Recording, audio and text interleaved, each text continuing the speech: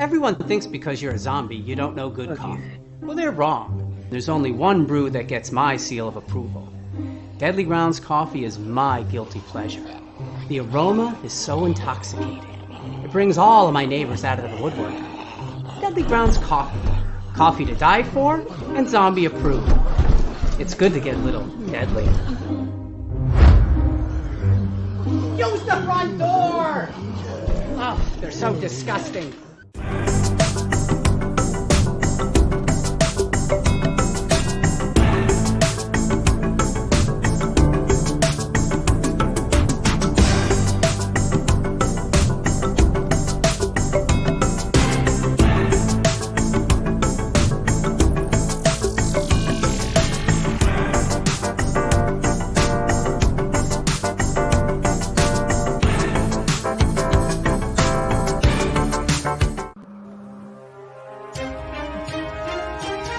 The Dorkening and all affiliated shows are not intended for anyone under the age of 18. The following may contain discussions or scenes that have adult situations, graphic violence, nudity, strong sexual content, and graphic language. This show is intended for mature audiences only. Viewer discretion is advised. Ladies and gentlemen, the motion picture you're about to see contains scenes so terrifying, the public must be given grave warning.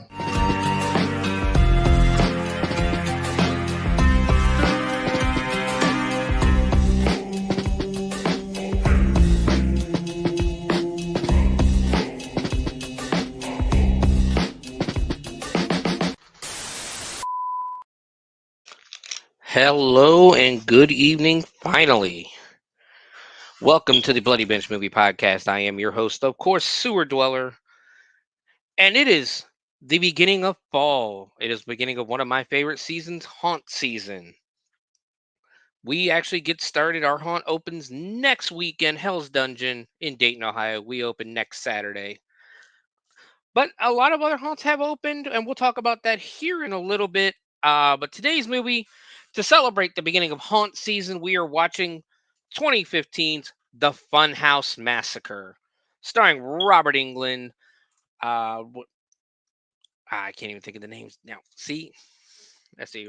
Here it is. Okay, we got Robert Englund, Jair Burns, Matt Angel, Clint Howard, Courtney Gaines, and a bunch of others. It is a great. We're going to talk about this movie here in a little bit, but of course, we're going to start the week off like we normally do with some haunt and horror news for the week. I hope everyone's having a great week. So let's go ahead and dive into it, especially the haunt news, because again, this is a haunt themed show with a horror movie actually set. Funhouse Massacre. One of the reasons I chose it was because it is set here in Ohio. At one of our local haunted attractions, Land of Illusions in Middletown, Ohio. And I'm hoping everybody's going to enjoy it as much as I could have possibly did. But let's go ahead and get started with some haunt news for the week. For those who ain't paid attention, I know I didn't do an episode last week due to personal issues, but Halloween Horror Nights opened last week, and it's not getting the best reviews. The one in at least the one in Orlando isn't. The event features 10 haunted houses, 5 scare zones. Enter the Bloom House, Duality of Fear, Demon Queens, Swamp of the Undead, and Torture Fair. Live entertainment, themed food, and more. As the largest Halloween event in the world, Halloween Horror Nights is a significant revenue generator for Universal, inspiring similar season offerings at attractions worldwide. As we know this year, I think they're going to go ahead and start doing a haunted event in Japan. Actually, I think this might be at least or China. I think or the Shanghai one, where this is their first year doing one. But however, this year's event has received mixed reactions from guests. A lack of IPs, basically your what do you call it? Intellectual properties, long lines, reduced staffing, and vast dead zones in the park, which is an area with no theme. Which that blows my mind. Universal is one of the kings of theming in their park, and they have areas with no Halloween theming, no nothing. Wow. They have caused guests to report feeling bored instead of scared. Um, I like I said, I've heard a few reviews, and that's exactly what I'm hearing is that there's just too much open space. There's too much areas that nothing's happening in. And if you're doing a haunted house, there has to be something happening at all times. Um, you can give them like a break real quick, but you really, especially something that's on the level of this, it needs to have something to do.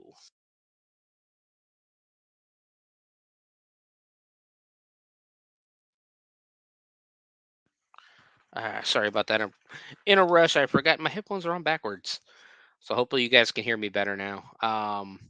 But yeah, so I'm gonna keep a look. I'm gonna keep a lookout for it. Hopefully Halloween, Universal can change something on that. Because that's not a good thing that your guests are bored and that's basically one of your big money makers.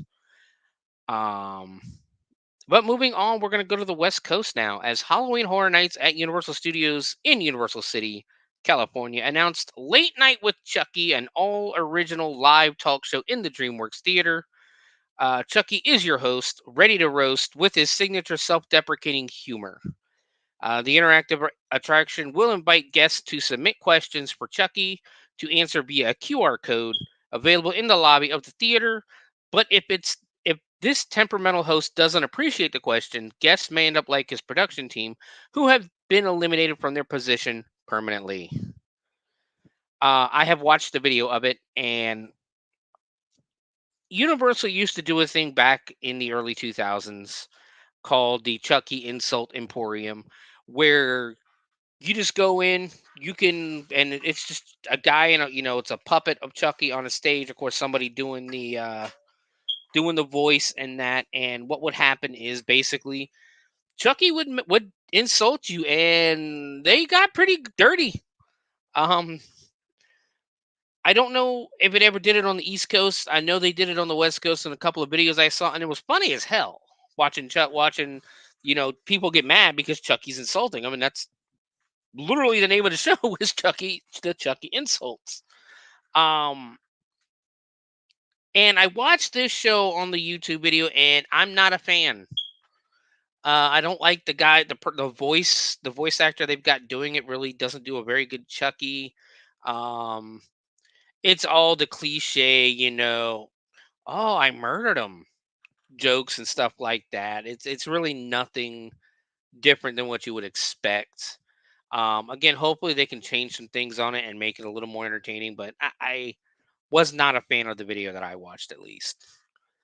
Um, but it's still good. It's still a good thing that they're bringing Chucky back and doing stuff like that. Hopefully they can get the next season underway because they still have not renewed Chucky, the TV series. And I can honestly say I've only gotten around to watching the first season of Chucky, and it was pretty good. It was actually pretty good. But moving on a little further, I don't know if it would be north or south, but it's still in California, still in the Los Angeles area. Six Flags Magic Mountain, Valencia, California will implement a chaperone policy beginning September 7th for the upcoming Fright Fest Extreme. Under the new policy, all guests 15 years old or younger must be accompanied by a chaperone who is at least 21 years old to be admitted to or remain in the park during Fright Fest Extreme. One chaperone may accompany up to 10 guests. Six Flags says it's implementing this policy after an increase in incidents of unruly and inappropriate behavior in the theme park industry and other entertainment venues. A similar policy was enacted by Knott's Berry Farm in Buena Park, California, in 2022 as a response to similar concerns. This actually may be a trend with the Six Flags parks because I saw on Facebook actually the other day Six Flags Great America in Gurnee, Illinois, right outside of Chicago, has also implemented the same policy where basically kids under the age of 15 must be accompanied by an adult 21 or older um, if they want to stay in the park. And I can tell you these parks don't play around with that, and they shouldn't. There's been a lot of incidents lately. I think Kings Island had a here in date or here in Ohio had an incident over the summer where a bunch of kids were fighting in the park and stuff like that. And you're basically just ruining the fun for everybody else. Um, just being a little asshole. At the end of the day, that's what you're doing. You're just being a little asshole. And so these parks aren't gonna put up with it. They make too much money. They don't want you chasing guests away, because I'll tell you a story real quick. Actually, growing up, I grew up in Virginia. We always went to Busch Gardens, and then once or twice a year we would go up to Doswell, Virginia, which is a suburb of Richmond, and we would go to King's Dominion, which is Kings Island's sister park. And I specifically remember when we was like 5 or 6, when I was 5 or 6 years old, we went up there, and this group of about 5 or 10 guys started beating the shit out of each other, like a big brawl. And my mom got scared, dragged us into one of the kiddie rides that was closed, and told the attendant, I'm not going anywhere until they stop fighting outside. And I'll tell you right now, we never went back. I don't think I went back until I was about 20, 21 years old, and I went with a girlfriend's family. We never went back. My mom would not take us back. And and that's what'll happen. If they let this kind of stuff go on, these people are these families and parents aren't going to bring their kids where there's danger.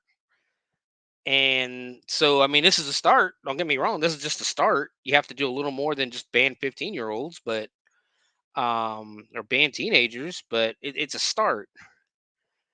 Uh, Moving on, Corona, California. We're a lot happening in California this week. Coffin Creek has canceled its 2024 Halloween event. Due to city and parks department restrictions, the haunt will be unable to operate for the upcoming season. They have made arrangements with the nearby Fear Farm in Chino, California, to honor any purchased Coffin Creek tickets during their operating nights. Fear Farm is able to scan any Coffin Creek ticket there is no need for ticket holders to exchange tickets. Coffin Creek looks forward to returning in 2025. Um,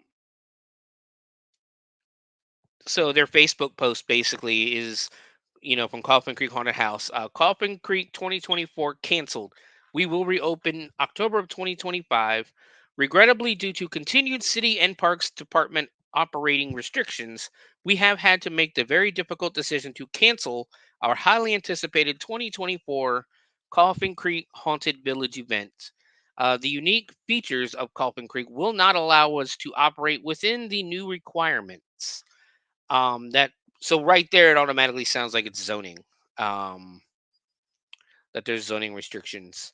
Um, I'm sorry. Will not allow us to operate within the new requirements, maintaining the safety, security, and fun experience of our guests, actors, and crew is the utmost importance. So basically, I think it's either going to be zoning, or they're getting a little more strict with some rules and things like that. And Coffin Creek basically either doesn't have the time or doesn't have the funds to address and fix the issues that are preventing them from opening, basically. Um, we know that this news is disappointing, but we are looking forward with great enthusiasm to make attention. Ascension ticket holder. What the hell? We have made arrangements with Fear Farm to honor all Coffin Creek tickets this year. Fear Farm is located just 1 mile west of Coffin Creek at SC Village. They have 5 attractions similar to Coffin Creek. Fear Farm has different times and dates. You can go to their website.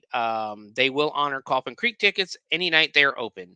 Coffin Creek Haunted Village is looking forward to returning in 2025 for our best year ever with new attractions. I hate hearing that a haunt has to close. Unfortunately, it is part of the business. Um, the good news is they are opening again. They are planning to open next year. They're not closing for good. Um, we did get a little bit of sad news earlier this year that one of our local haunts in Columbus, a little over an hour away, Carnage had to close, or was going to close this year. I don't know the specifics or anything like that, but the really good news is that they have decided to open for this year. They are able to open this year.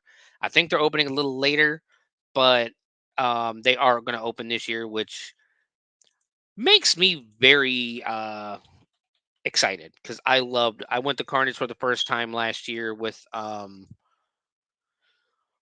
group, with our haunt. We do this thing here. I don't know how many haunts out there do it, but in Ohio we do this thing called Industry Night, where if you have and it takes a lot of good relationships with other haunts, um, where like certain haunts will come to us. They'll go through our haunts, check it out, all that good stuff, and then they'll turn around and we'll get to go through theirs for free.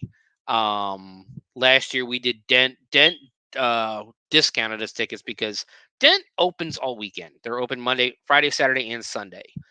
Um, versus Carnage and Face Your Fears, which is in Springfield. Uh, they let us go in for free. Dent, I think it was only like $15, which is actually still a really good deal.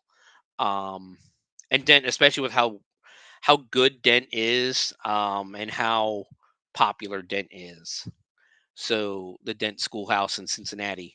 Um, so we will be. Uh, so that'll happen again this year. I don't know which haunts we're going to go through. We do our industry night. But yeah, that's one of the benefits of having good relationships with other haunts. Um, and there's really no reason to have a bad relationship with another haunt. Most customers aren't just, especially here in Ohio. Here in Ohio, we have 129 haunts. I think that was the count last year. I haven't seen this year's count. I don't know if they've added any or anything. But last year, we have 129 haunted houses, or haunted attractions. Let's put it that way, because when you say haunted houses, you actually mean like your haunted hay rides, your haunted mazes, your pretty much everything. Your 3D mazes, all that good stuff. Your scream parks. So you always want to just say like haunted attraction.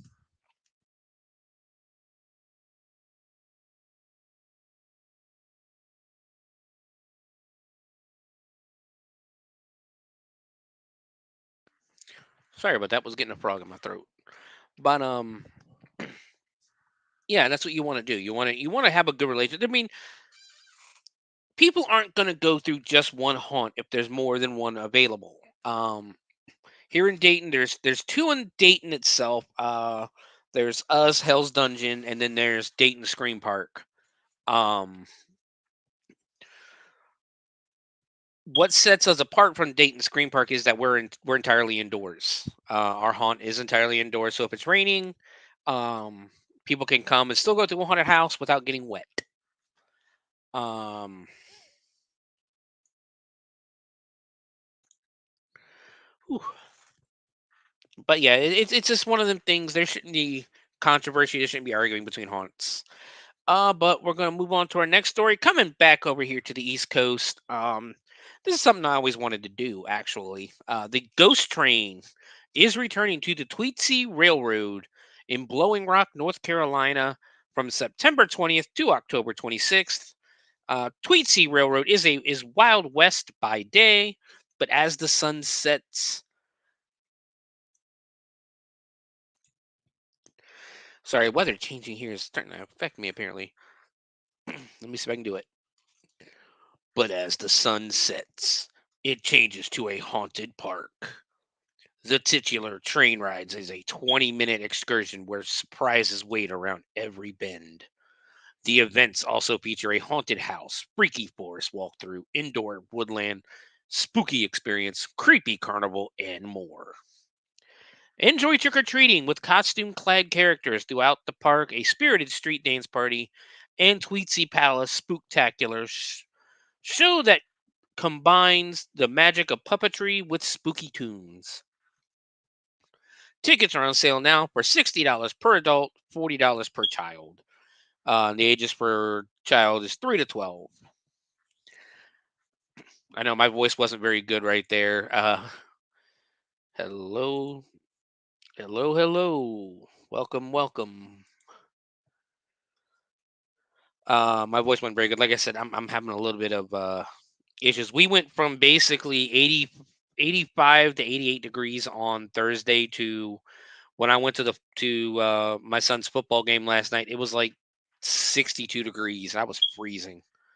Um, I know I live in Ohio, but I'm not from Ohio. I'm from a beach. I lived on Virginia Beach my entire life. So 62 degrees to me is cold. Um, but let's see. Moving on. According to a new Advantage Outlook survey of Halloween shoppers, American consumers plan to spend more on Halloween candy, food, costumes, and decorations this year, surpassing the $12.2 billion record sales from 2023.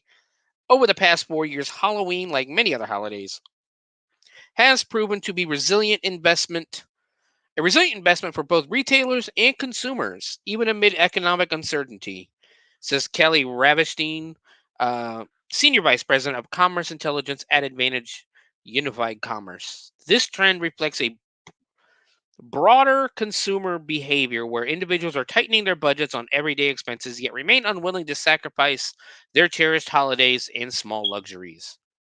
Half of shoppers plan to spend like $51 on candy. Wow, that's a lot. And 59% to spend that amount on food for Halloween, up from just 21% and 29% respectively for 2023. Similar increases are projected for costumes and decorations. It also doesn't help that prices have gone up ridiculously high for decorations and that. Um, Personally, I've already started bake some fall baking. I have already made some pumpkin pies. In my house, I'm the cook. I'm the cook and the baker in my house. I like to do it, so I do it. The family likes to eat it. That's how we do it. But yeah, I can definitely see that. Christmas spending goes up every year. I've already started. I've been seeing Halloween decorations here in Dayton. For about like with 2 weeks left in August. Like our schools, it's almost like with us. Once school starts, everybody starts decorating for Halloween, even though it's still like 90 degrees outside. Like I think last week, um, during that little heat wave we had, it was 90 some degrees every day, and people still had Halloween decorations out because the kids were in school. Um, so yeah, I can definitely see that. I can definitely see that being a thing. Moving on, I believe this is going to be our final story for the haunts, but I got something not really special, but something fun here in a second. Cranston, Rhode Island. This is another sad story because the longest running haunted attraction in Rhode Island will not be returning for what would have been its 40th season. The Haunted Labyrinth in Cranston made the announcement on social media on Sunday. The attraction began back in 1985. Since the beginning, the mission of the haunted house was to raise funds to support programs at the Rejoice and Hope Youth Center, according to the owners, and also somewhere where kids who worked at the haunted house could make lifelong friends and memories. Valuing each memory we've created together, we want you to know that while we won't be opening our doors this year, the spirit of the haunted labyrinth lives on, they said. The post has hundreds of shares and comments. The post from their Facebook page reads, "It is with heavy hearts that we share this news with our beloved fans and volunteers, both past and present. The Haunted Labyrinth will not be returning to celebrate what would have been our 40th season in operation. Since our humble beginnings in 1985, we have grown to become the longest running haunted attraction in Rhode Island and possibly all of New England. None of this would have been possible without the incredible support and love we have received from you and our amazing fans and volunteers. Our mission has always been more than just scares. It has been an honor to raise funds year after year to support the many programs at the Rejoice in Hope Youth Center, providing a safe and fun environment for the youth of the Diocese of Providence to deepen their faith, make lifelong friends, and to be part of something so very special. Thank you for your unwavering love, patronage, and support over the past 39 years. Our journey together has been filled with unforgettable moments, and we are grateful for each one. Valuing each memory we've created together, we want you to know that while we won't be opening our doors this year, the spirit of the Haunted Labyrinth lives on." Even though we won't gather this season, the story doesn't end here. Remember, the legacy lives on in the hearts of those who have been part of this journey. Stay scary, the Haunted Labyrinth team. Like I said, anytime a haunt can't open or doesn't open, it's just very sad. Um, so hopefully, it sounds like it's their choice not to open this year, but hopefully the people who work there, the actors, can find somewhere to go. Um, that's one of the benefits of the haunt industry is everybody opens their arms. I've said it before on here. I've said it again. I've said it 1,000 times on here. If you want to act in a haunted house, all you have to do is show up. That's it. There's really not much else to do but show up. Show up for the audition. Show up for the interview. Show up for the tryout. Whatever they want to call it. Just show up. And I promise you'll have a part in a haunted house. It's really just that simple. We're very haunted houses. The haunt industry is very open. We're very welcoming. Sure, there's scary people. There's weird ass people in the on the street. Believe me, I can attest for that. But everybody's accepting. Everybody has their arms open. And if you want to act in a haunted house, just show up.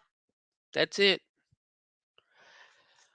But we are going to end the haunt news on a very, not really a special note, but I want to talk about haunted houses a little bit more, because it is haunt season, guys. They're opening. The haunts are opening. Halloween Horror Nights open. I believe I read somewhere online that SeaWorld, Howl-O-Scream is starting at SeaWorld. And it's weird. They're not allowing bags. Like SeaWorld's not allowing bags into the Howl-O-Scream area. So I'm interested to see how that's gonna play out. But all these places are starting to open. Haunted houses are starting to open. I think Dayton Scream Park here in Ohio opened yesterday. Um, Land of Illusions, the haunt from our movie today opened yesterday. And then next week, Friday the 13th, we're gonna do something special here on. You stay tuned. We're gonna do something special here on the Bloody Binge for Friday the 13th because I kind of gotta. That's one of my favorite days. Um,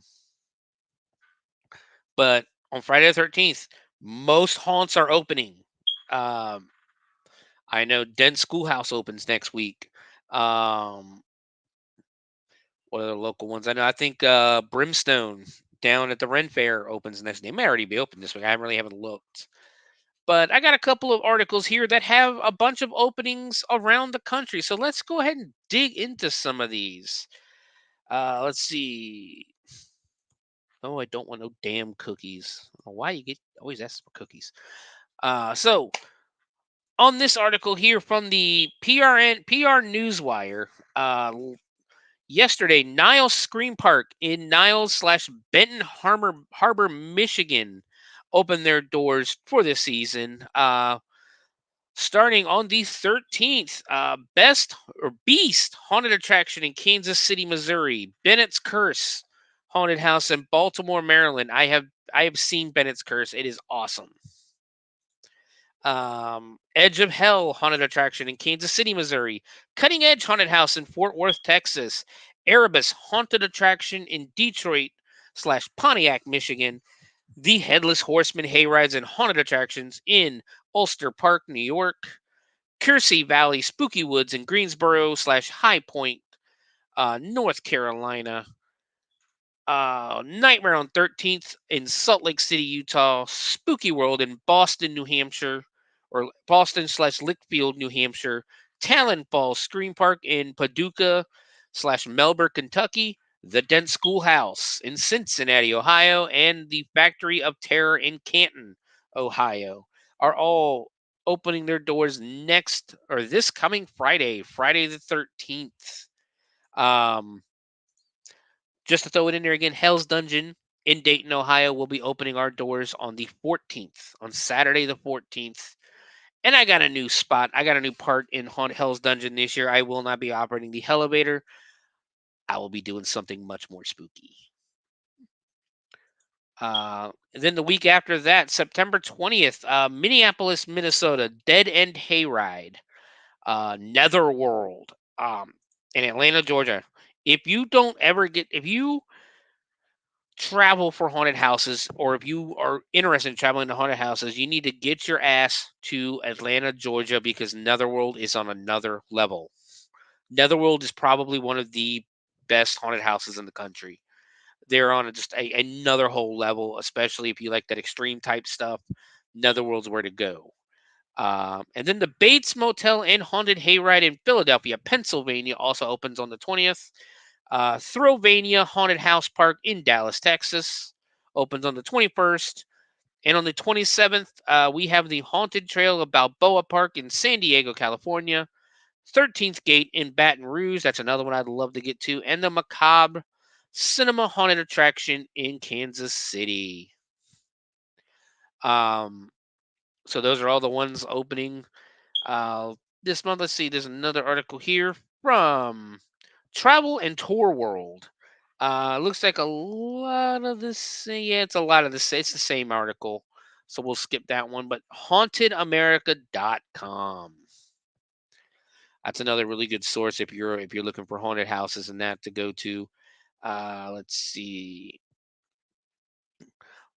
What's haunting America this year? All open September 13th, unless noted. We talked about 13th Gate in Baton Rouge, Louisiana.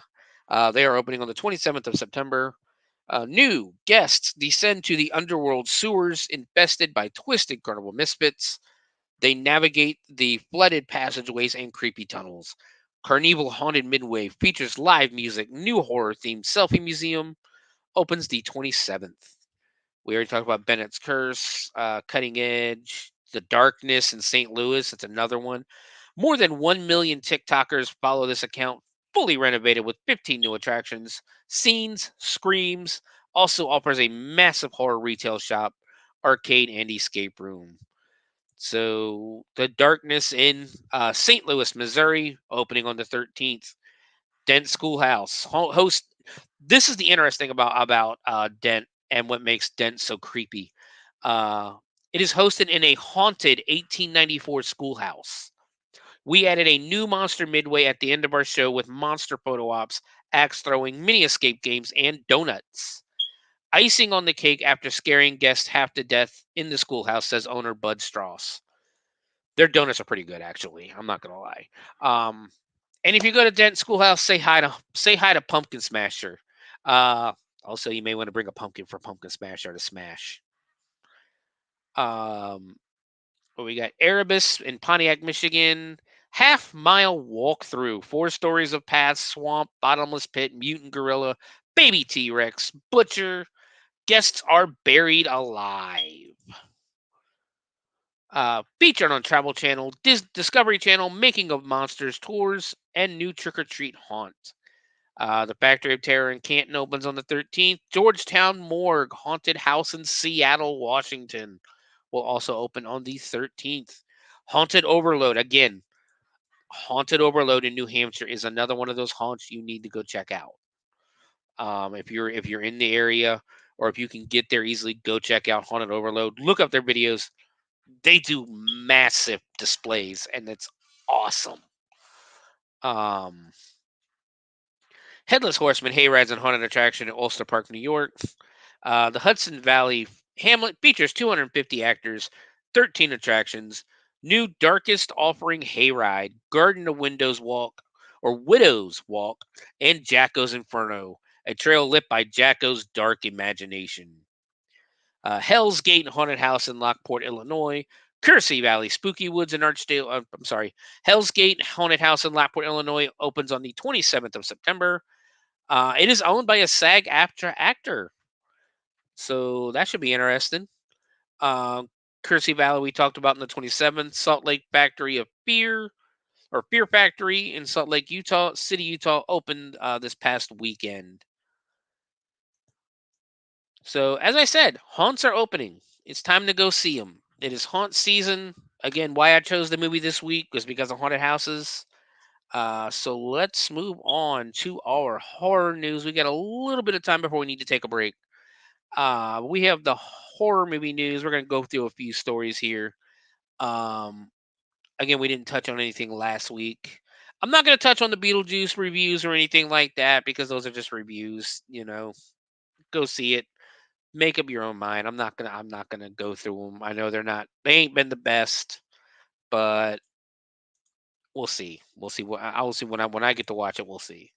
But first, from DC Studios and Warner Brothers Animation, James Gunn's animated series Creature Commandos officially kicks off the new DC universe, and we've got a premiere date today.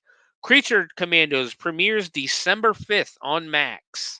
The 7-episode Max original adult animated series written and executive produced by James Gunn will release one new episode on a weekly basis until January 16th, 2025. Creature Commandos takes a secret team of incarcerated monsters recruited for missions deemed too dangerous for humans. When all else fails, they're your last worst option. The cast includes Sean Gunn as Weasel, G.I. Robot, Frank Grillo as Rick Flag Sr., Maria Bakalova as Princess Ilana Rostovich, Indira Varma as the Bride, Zoe Chow as Nina Mazursky, Alan Tudyk as Dr. Phosphorus. I am really liking Alan Tudyk lately. His character and his work in Resident Alien is awesome. I love that show. And then David Harbour as Eric Frankenstein, with Steve Agee reprising his role from John Economos from The Peacemaker.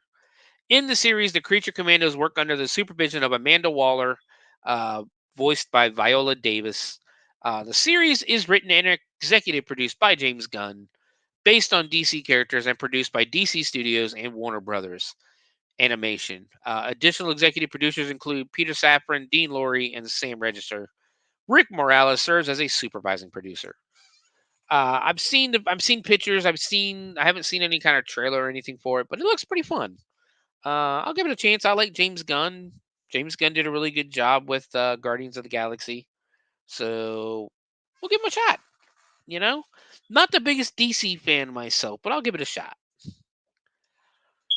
Um, so moving on, this is actually pretty cool, especially if you're a horror movie toy collector like I am.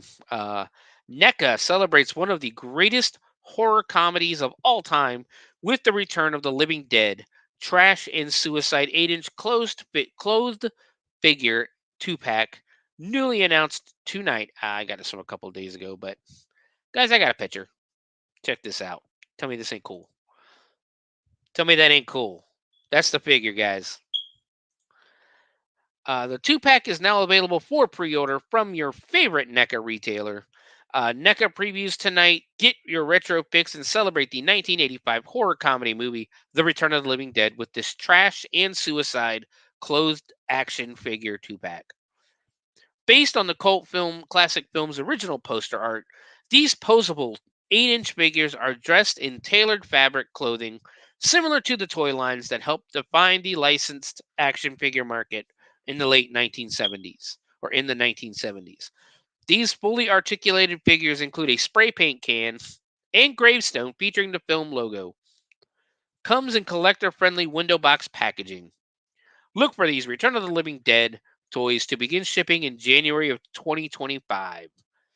They're back from the grave and ready to party. These look so fucking awesome. Like, I'm excited. I'm definitely gonna have to grab these for my collection because I love Return of the Living Dead to begin with, but these look awesome. They just look amazing.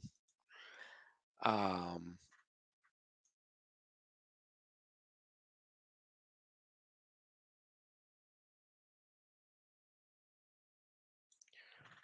Sorry about that.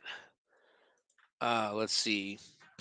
Moving on, I know this isn't really horror related, but a live action Masters of the Universe movie is in those works at Amazon, MGM Studios, and Mattel Films. We have talked about this before. And THR reports tonight that Allison Brie, It says the rental, but Allison Brie from basically Glow and Community has signed on to star. Allison Brie will be playing the iconic Masters villain Evil Lynn, alongside Nicholas Galatines, He-Man, and Camila Mendez from Riverdale's Tila. THR reminds Evil Lynn is Skeletor's second in command and uses a wand with a crystal orb to practice the dark arts. Meg Foster portrayed the character in the 1987 live-action movie, coming to the Bloody Binge eventually. Masters of the Universe has now been set for theatrical release on June 5th, 2026, with Travis Knight from Bumblebee on board to direct He-Man's return to the big screen. Adam and Aaron Nee, The Lost City, wrote the original version of the script with David Callahan, Shang-Chi and the Legend of the Ten Rings, with Chris Butler will rewrite. Deadline had reported the movie follows 10-year-old Prince Adam, who crashed to Earth in a spaceship and was separated from his magical power sword, the only link to his home on Eternia. After tracking it down almost 2 decades later, Prince Adam is whisked back across space to defend his home planet against the evil forces of Skeletor. But to defeat such a powerful villain, Prince Adam will first need to uncover the mysteries of his past and become He-Man, the most powerful man in the universe. The movie will be based on the beloved Mattel toy line, which spawned a successful animated TV series, 1983 to 1985, as well as the 1987 live-action film starring Dolph Lundgren as He-Man himself. The property centers on the warrior He-Man, the last hope of a magical land called Eternia. The new movie comes from Amazon MGM Studios, Mattel, and Escape Artist. I'm looking forward to that. I'm not as big of a hater on the new He-Man that Kevin Smith put out as a lot of people are. But I want more He-Man stuff. I love He-Man. It was my favorite toy growing up. There's so much they can do. I want a Ram Man. Ram Man was one of my favorite characters back then. Manny Faces, just so many great characters they could bring to life. And hopefully they do. Trapjaw, they didn't really have a Trapjaw in the 80s. The 1987 one was weird because instead of Orko, you had Gwildor. You didn't really have an Orko character. Well, Gwildor was technically the Orko character, but you didn't have an Orko, which you need an Orko. Come on. And then you also really the bad guys, I guess you could say, you really had you had Skeletor and Evil Lynn, and then you had did we have a beast? I think we had a Beast Man maybe, but it was like Blade and I can't remember the other guy with the lasers, his name. But and I think that's what made the other one like just fall apart a little bit. I still like it. We're still gonna have. I'm gonna feature it here on the Bloody Binge eventually. Maybe after the holidays, maybe after Halloween or the holidays, because I'm gonna give you guys a heads up. The next couple of weeks, probably the next couple of months, are gonna be a bunch of Halloween horror movies, or at least Halloween themed horror movies. And then after that, I'd say I really haven't decided. We'll see how well everybody reacts to it. I love Christmas horror movies, so we'll see what's going on with that. But prepare yourselves for a bunch of Halloween themed movies the next couple months. But moving on, the classic Polly Pocket toy line is back with a brand new Stranger Things collaboration, with Mattel putting the playset up for pre-order through Mattel Creations this week. Mattel has their shit together, guys. I mean, for those who don't know, I'm a wrestling fan as well. I love wrestling. I love classic wrestling a lot more than I do the modern stuff. But the modern stuff is starting to get a little good. We are going to be bringing back Matt and Monsters soon. I haven't talked to Raz and them yet to see when. With the Haunt getting ready to open, we might take a little bit, but we're gonna work on it. But Mattel has had a lot of great wrestling toys. lately. But let's take a look at this Stranger Things. That's one of the new playsets. There's a couple of them. But that's the only one I could find and download a picture of. Uh, Polly Pocket Collector Stranger Things Compact is expected to ship on or before September 27th, 2024, and you can pre-order yours for $50 through Mattel Creations now. Mattel previews venturing to the upside down and back is within your grasp with our Stranger Things Compact. This dual-sided set, shaped like a walkie-talkie, takes you to Hawkins with Eleven and the crew, their bikes, and a Demogorgon. So whether you want to cruise the town with your pals, hang out at Castle Byers, or wage war against evil, it's all here. A breakthrough chalkboard, sensory deprivation tank, Demogorgon, and waffles are a few tubular highlights that add a 1983 vibe to any display case. One side features Hawkins, while the other side features the Upside Down. The set comes with 6 microfigures, including a Demogorgon, plus bikes, walkie-talkies, and other accessories.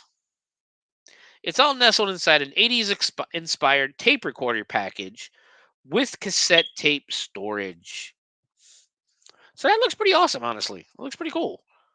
I don't know if I'd grab one because I wasn't really big into Polly Pocket, but it looks pretty cool. Moving on, we're going to stay with the collectors because the Halloween celebration has begun over at Wendy's with the launch of their Frosty Frights kids meal toys with 6 spooky characters being offered up as part of the collection. Guess what?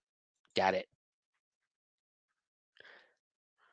These actually look pretty awesome. I'm not gonna lie. I kind of want them. The collectible toys turn the classic Wendy's Frosty into various different monsters, each one based on a classic icon of the Halloween season, including Frankenstein's monster. Wendy's details on their official website. Each toy comes with a collection card and stickers, and the characters with be featured on this year's Wendy's Boo Books. That with I think it's supposed to be Will. The 6 collectible Frosty Frights characters include Coolie Goolie, Cold Spell, Franken Frosty, Burr Beast, Frosty Bite, and Junior. There are also limited edition variant versions for the first 5 characters, listed above, including Coolie Goolie, Green Ghost, Cold Spell, Pink Magic, Franken Frosty, Silver Scream, Burr Beast, Blue Moon, and Frosty Bite, Violent Vampire. Basically, you're probably not going to get one. Be prepared to see them on eBay because fucking scalpers. Head over to your local Wendy's and start your Frosty Frights collection tonight. That was cool. I mean, those look awesome. I really, really, I would really love to see those. Or really love to collect those because they just look great. Moving on, Screamboat releases a new trailer revealing more about the horror take on Steamboat Willie, featuring Terrifier star David Howard Thornton. Since the iconic character of Mickey Mouse entered the public domain on January 1st, the floodgates have opened for a wave of creative reinterpretations, particularly in the horror genre. While that is true, everybody keeps changing their names. Because the Mickey Mouse, the one that's out on Amazon right now, they had to change it to Mousetrap. Cinder, like Sleeping Beauty, had to be changed to, I can't remember what it was, like some kind of curse. But yeah, like they've had to change a lot of names. The only one they've ever been able to keep was like Winnie the Pooh, Blood and Honey. So we'll see if Screamboat will stay with that name or what. But earlier this year, we got a taste of this trend with the release of the short film The Vanishing of S.S. Willie. But perhaps one of the most anticipated projects is Screamboat, a horror movie inspired by Mickey's first appearance in Steamboat Willie, now brought to life in a terrifying new way. David Howard Thornton, known for his chilling portrayal of course, Art the Clown in the Terrifier film, stars as the horror version of Steamboat Willie in Screamboat. The film is directed by Stephen Lamorte, who previously helmed the Grinch-inspired horror hit The Mean One, and is produced by Terrifier 2 stars producers Stephen Della Sala and Michael Levy. The newly released full link trailer promises an even more intense experience than the initial teaser, showcasing the dark, twisted vision that this team has crafted. And I don't think I got that, did I? I did not, unfortunately. I was not able to grab that. Yeah, that's right. I know why now. For some reason, YouTube wouldn't let me download it. Joining Thornton in the cast are Allison Piddle from Stream, Amy Schumacher from The Mean One, Jesse Posey from Teen Wolf, Jesse Cove from Cobra Kai, Rumi C. Jean Lewis from Hightown, Jarlath Conroy from Day of the Dead, and Charles Edwin Powell from The Exorcist 3. Filming wrapped up this summer, and the production has promised a number of yet to be announced cameo appearances that fans of the genre are sure to appreciate. Screamboat tells the story of a mischievous mouse that terrorizes a group of New Yorkers on a late night ferry ride, turning a peaceful commute into a nightmarish bloodbath, with the unmistakable backdrop of New York City's iconic skyline. This deadly creature sets its sights on the unsuspecting tourists, forcing a diverse group of ferry passengers to band together in a desperate fight for survival. Adding to the excitement, Screamboat is slated to release around the same time as the much buzzed about live action movie Mickey vs. Winnie. This dark and twisted film also reimagines beloved childhood characters, pitting them against each other in a horrifying showdown. Mickey vs. Winnie tells the story of two convicts who vanish into a cursed forest and are later grotesquely transformed into monstrous versions of Mickey Mouse and Winnie the Pooh. A century later, a group of thrill seekers returns to their former school only to awaken this ancient evil. The cursed forest serves as the ominous setting where these once innocent characters unleash terror upon anyone who dares cross their path. With Screamboat and Mickey vs. Winnie both pushing the boundaries of horror by twisting familiar characters into nightmarish forms, this upcoming January promises to be a landmark moment for the fans of the genre. So yeah, it's. I'm interested. I'm interested. My interest is piqued. Um, my interest is piqued in, and I'll watch it. I'll watch them both. Moving on, according to a social media post by filmmaker Titus Peoples, he and co-writer Nigel Harden are writing and developing a series focused on Dr. Samuel Loomis, the obsessed psychiatrist who pursued Michael Myers throughout the franchise. Peoples is the executive producer behind the 2020 indie thriller The Cattle Farmer. He is also president and chief executive officer at Ultimate Class Entertainment. In an Instagram post from August 26th, he explains how he got inspired to create a series based on Dr. Loomis. Still very much so in the early development of things, but I've always wondered about the life of Dr. Samuel Loomis before getting to Michael. With the help of my co-creator and co-writer, at PBR_Pappy, we will expand on the Halloween mythology with this series pilot episode 90% written. Ultimate Class Studios going crazy, pen to pad, belt to ass. That was just weird. iHorror reached out to the filmmaker, who says once the initial script is complete, he plans to enter into film festival screenwriting competitions to give it some traction before pitching the idea to Hulu. I think fans are going to really appreciate the extended world we are building in the Halloween universe. People's told iHorror, Dr. Samuel Loomis is such an interesting character, so it would be great to explore who he was before he met Michael. Does anybody want to see that? Does anybody want to see anything with Halloween? I mean, Halloween 3 itself, as much as I love Halloween 3 Season of the Witch, kind of proves nobody wants anything to fucking do with with Halloween if Michael Myers isn't involved. So why would we go back for Dr. Loomis's past if Michael Myers isn't involved. I mean, I'll give it a shot. Don't get me wrong, but I'm questioning their logic. Um,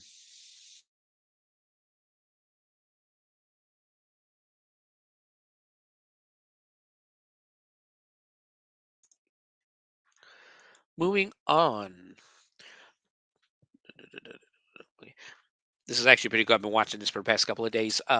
Just in time to get you even more hyped for the release of Tim Burton's Beetlejuice on September 6th. The complete animated Beetlejuice series, developed shortly after the 1988 classic, is now available to stream for free on Tubi. I have the entire series. I own the entire series.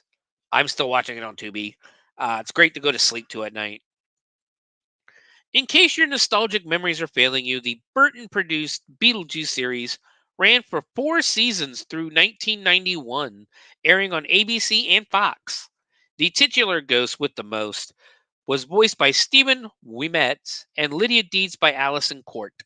The series follows the adventures of ghostly conman Beetlejuice and his best friend Lydia in the Netherworld and the mortal world. The New England town of Peaceful Pines, as in the film, and the mortal world, the New England town of Peaceful Pines. As in the film, Lydia could summon Beetlejuice from the Netherworld or go there by calling his name 3 times. Directing the series were Robin Budd from seasons 1 and 2, Jean Van Bruggen, seasons 3 to 4, Larry Jacobs, season 3 to 4, John Halfpenny, 3 to 4, Rick Marshall, season 4, and Alan Bunce for season 4. Like all good shows in the 90s, Beetlejuice spawned its own mini physical media empire with trading cards, Game Boy tie-ins, action figures, Game Boy tie-in games, action figures, lunchboxes, and more. I got a bunch of that stuff. I love it. Earlier this year, the series was reissued on DVD box set by Warner Brothers Home Entertainment. The series even won a Daytime Emmy Award in 1990 for Outstanding Animated Program. The Juice and Lydia, of course, return as original stars Michael Keaton and Winona Ryder, respectively, in Beetlejuice, along with new cast additions Jenna Ortega, Willem Dafoe, Monica Bellucci, Justin Theroux, and Arthur Conti. The Beetlejuice team are killing it with the old school nostalgic marketing too, with popcorn buckets. Sorry, you can only buy them on eBay for like $200 over more than they paid for them. Accessory collections, limited edition sodas. I've tried the apple. I've tried the apple soda. It's not for me. It's not for me because it's got a weird aftertaste. To me, it tastes like potpourri almost. A brand new Denny's menu and even CarMax are getting in on the hype, which is so weird because we don't have a Denny's here. Not really weird, but it sucks because we don't have a Denny's in Dayton. They closed the local Denny's here, God, years ago. But I'm excited. I really need to go see that movie still. Moving on, Jason Voorhees is coming to the Last Drive-In. That's right, Mutant Fam. AMC has revealed its full schedule for FearFest 2024, the network's annual celebration of all things horror, and as part of this year's festivities, Joe Bob Briggs will be hosting a Friday the 13th double feature. So sharpen the machetes and pop the popcorn as the double feature will be taking place on Wednesday, October 9th. Mark your calendars and plan accordingly. The double feature kicks off at 8 p.m. Eastern Time with the original 1980 slasher classic Friday the 13th, followed by 1981's Friday the 13th Part 2. So the only real downside is that we don't get Jason in the hockey mask, as he doesn't don the hockey mask, of course, until Part 3. Despite being the look most commonly associated with the beloved slasher, but that is neither here or there. There is more Friday the 13th on deck as part of this year's full Fear Fest lineup, which you can find on their website. AMC is hosting a marathon of the films on Saturday, October 5th, as well as a second Voorhees-centric marathon on Friday, October 25th. Jason will also be heavily featured during the Fear of the 80s marathon on Sunday, October 13th. and the Slasher Sunday block on Sunday, October 20th. So basically, if you have AMC, you're going to get to watch Jason this year. You're going to watch on Friday the 13th. I have the series on DVD, thankfully. But The Last Drive-In Season 6 recently came to an end with Briggs, with Joe Bob and Darcy, the male girl, hosting a supersized 6-movie marathon to bring it home. Luckily, AMC and Shudder aren't making us wait too long to get the band back together. The big thing here is that this will be a return to the double feature format, which was how Briggs handled the show for the first 5 seasons. For Season 6, they went to a single feature bi-weekly format. There are a lot of people who miss the doubles, and they would rather us do the double features, Briggs told us in a recent interview in honor of The Last Drive-In, returning for Season 7 on Shudder. I would say there are more that are either okay with the singles or prefer the singles, so we'll probably stay with the singles. That's not what I've seen. I've seen a lot of people complaining that he's not doing double features anymore on the weekends. Meanwhile, the horror world is still waiting for the return of Jason Voorhees. We haven't had a new movie since 2009, and a new Friday the 13th movie isn't happening anytime soon. A24 and Peacock, however, are putting together a TV show titled Crystal Lake, which has its share of development troubles along the way after losing Brian Fuller. It was recently revealed that Brad Caleb Kane has been brought on board as the new showrunner. The Last Drive-In with Joe Bob Briggs returns with it Friday the 13th double feature on October 9th. For more, get the details on Friday the 13th, the final chapter returning to theaters this month. Guys, that's going to do it for our news segment of the evening. We are going to take a little break, a quick break, and we are going to, when we come back, we are going to jump into our movie this week, The Funhouse Massacre. So stay tuned, and we'll see you here in a couple of minutes.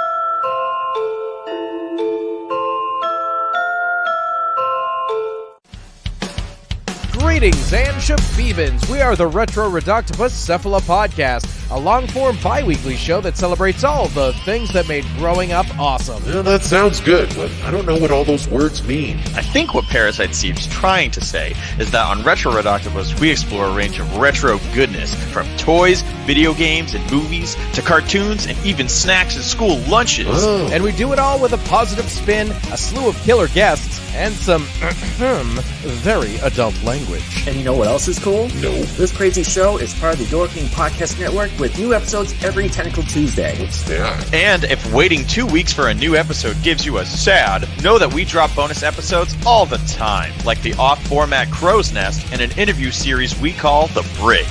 You can listen to Retro Reductopus on Apple Podcasts, Spotify, Stitcher, or any app that's cool enough to carry the only show that celebrates all the things that make growing up awesome.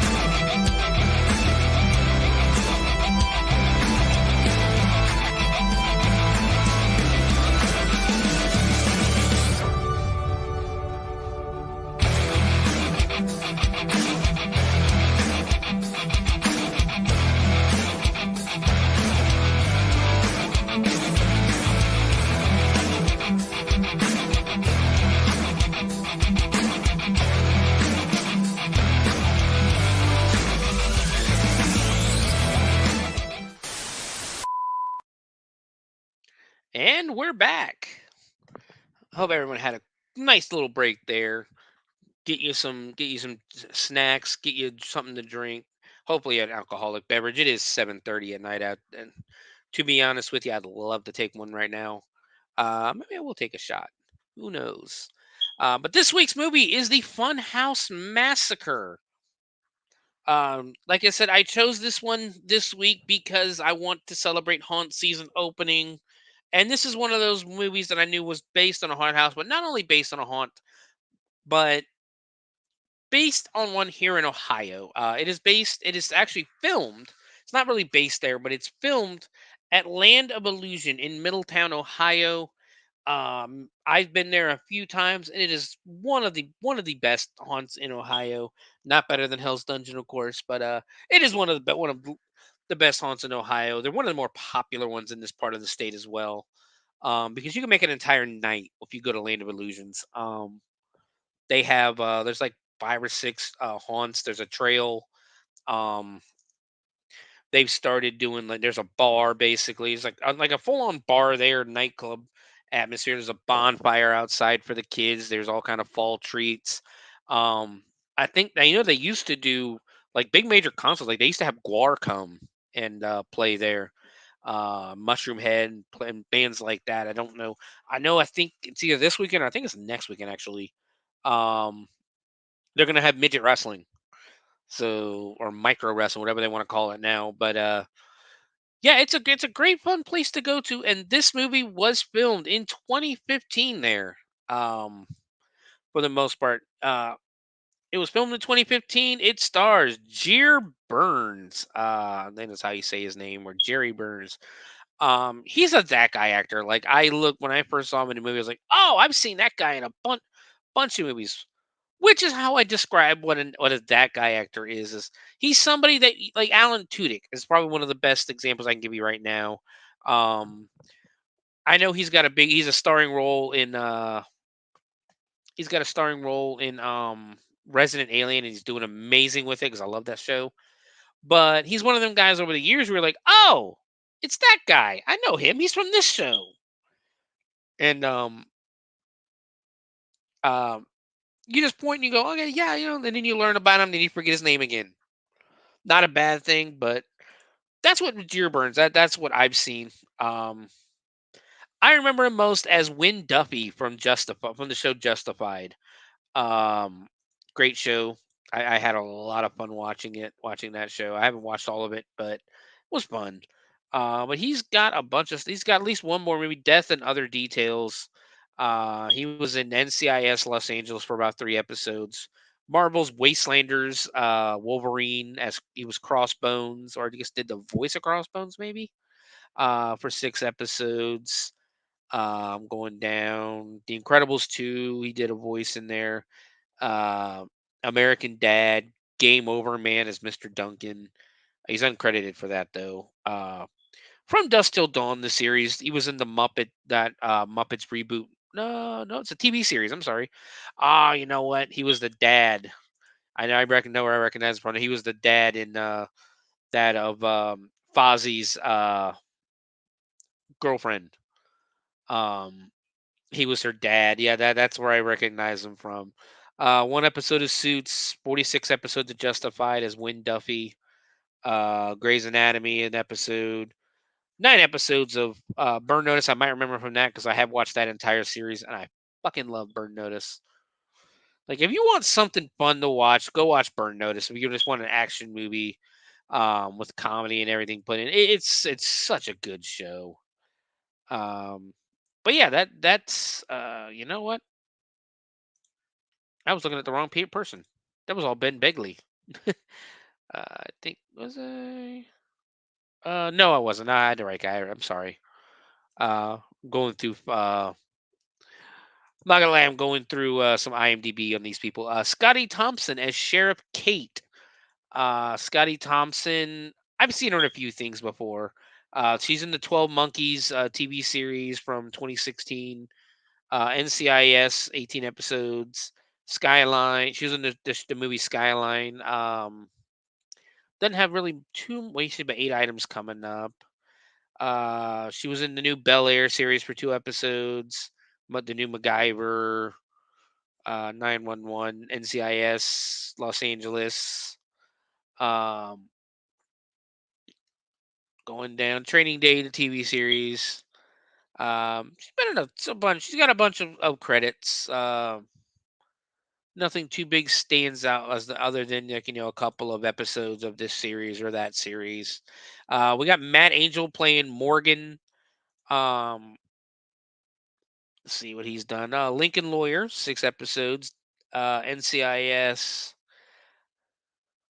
Again, nothing that stands out like as something you would know him from. We have Ben. Let's go ahead. Ben Begley as Deputy Doyle. I'm not gonna lie. Spoiler alert: Deputy Doyle becomes one of my favorite characters in this movie. Ben Begley has the comedic timing of a genius. Well, he's been in Slash FM 2. That's something I guess came out last year. Outer Space, Classified, 4th Grade. Um, 3 episodes of For All Mankind, 911 Lone Star. Again, nothing that stands out really. The Mentalist. But yeah, W. Joy becomes one of my favorite characters in the movie. But let's get to the horror. Let's call them horror movie uh royalty, if you will. Robert Englund, of course, he plays the Warden Kane. He plays Warden Kane in the movie. Robert Englund, of course, Freddy Krueger himself. Also in a bunch of. He's got so many.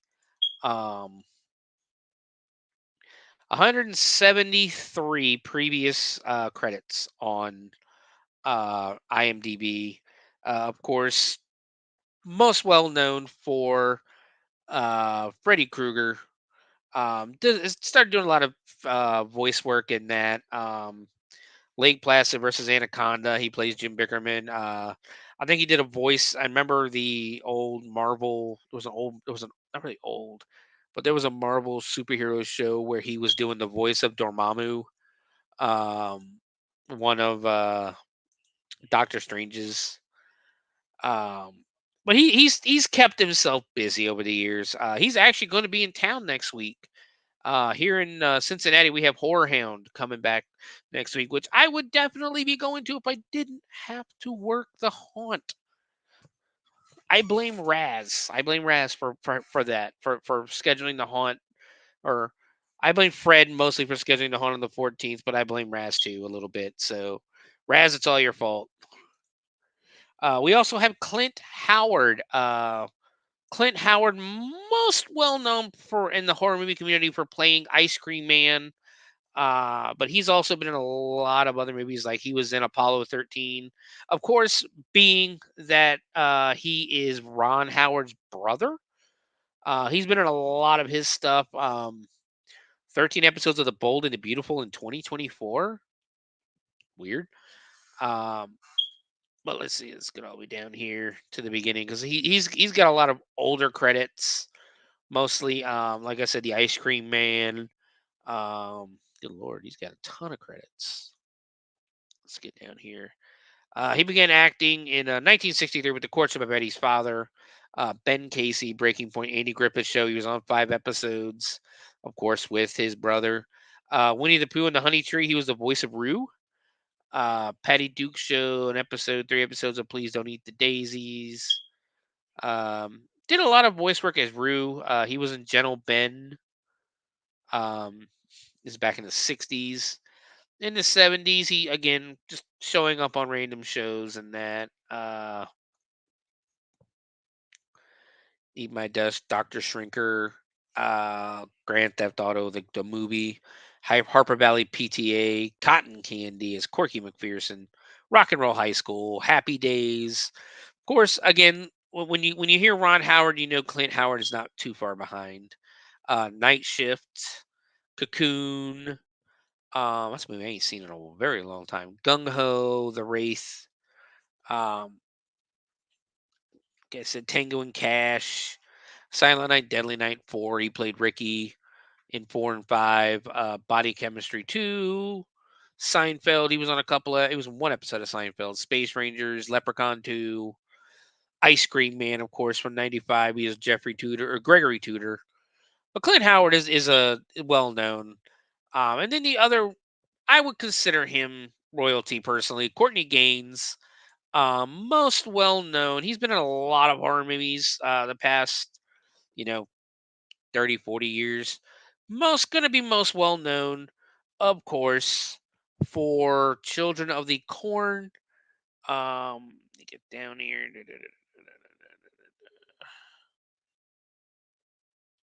Malachi and Children of the Corn. Um, Creepy ass kid, but played that. Hard Bodies.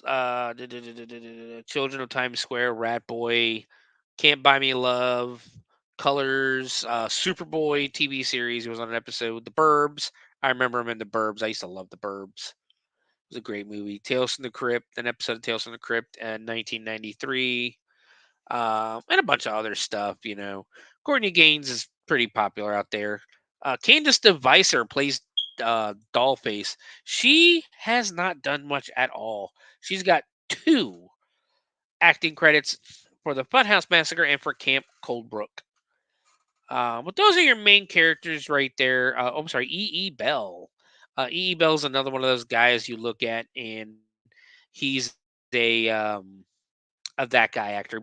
Big dude. Um, he plays Animal the Cannibal in the movie. He was on an episode of House. I'm trying to get all the way down here. 23 episodes of Married with Bob Rooney. I knew I recognized. He's Bob Rooney from Married with Children. That's what I recognize him from. That's awesome. But he's in a lot of other stuff. League of Their Own, the TV series in 1993. Don't Tell Mom the Babysitter's Dead. Like a bunch of bit parts, but I'll always remember him as Bob Rooney. So, but that's a lot of the cast. Let's go ahead and jump straight into the movie. Um, Again, the movie was filmed in 2015 here in Middletown, Ohio. But the movie opens up on Halloween night. We cut to Statesville Mental Hospital, where a woman in a business suit, she presses basically like the doorbell or the bell to be allowed into basically this what you would expect to be a very highly girded, high security prison. The security guard, he can see basically through the camera. She can see her. He talks to the lady through the intercom and asks, a little late for visitors, isn't it? She apologizes and she explains to the guard that she had an appointment with Warden Kane hours ago, but traffic was murderous. So the security guard gets a little bit creepy right off the bat, and he takes the camera and zooms in right on her cleavage and tells her that she can have an appointment with him, darling.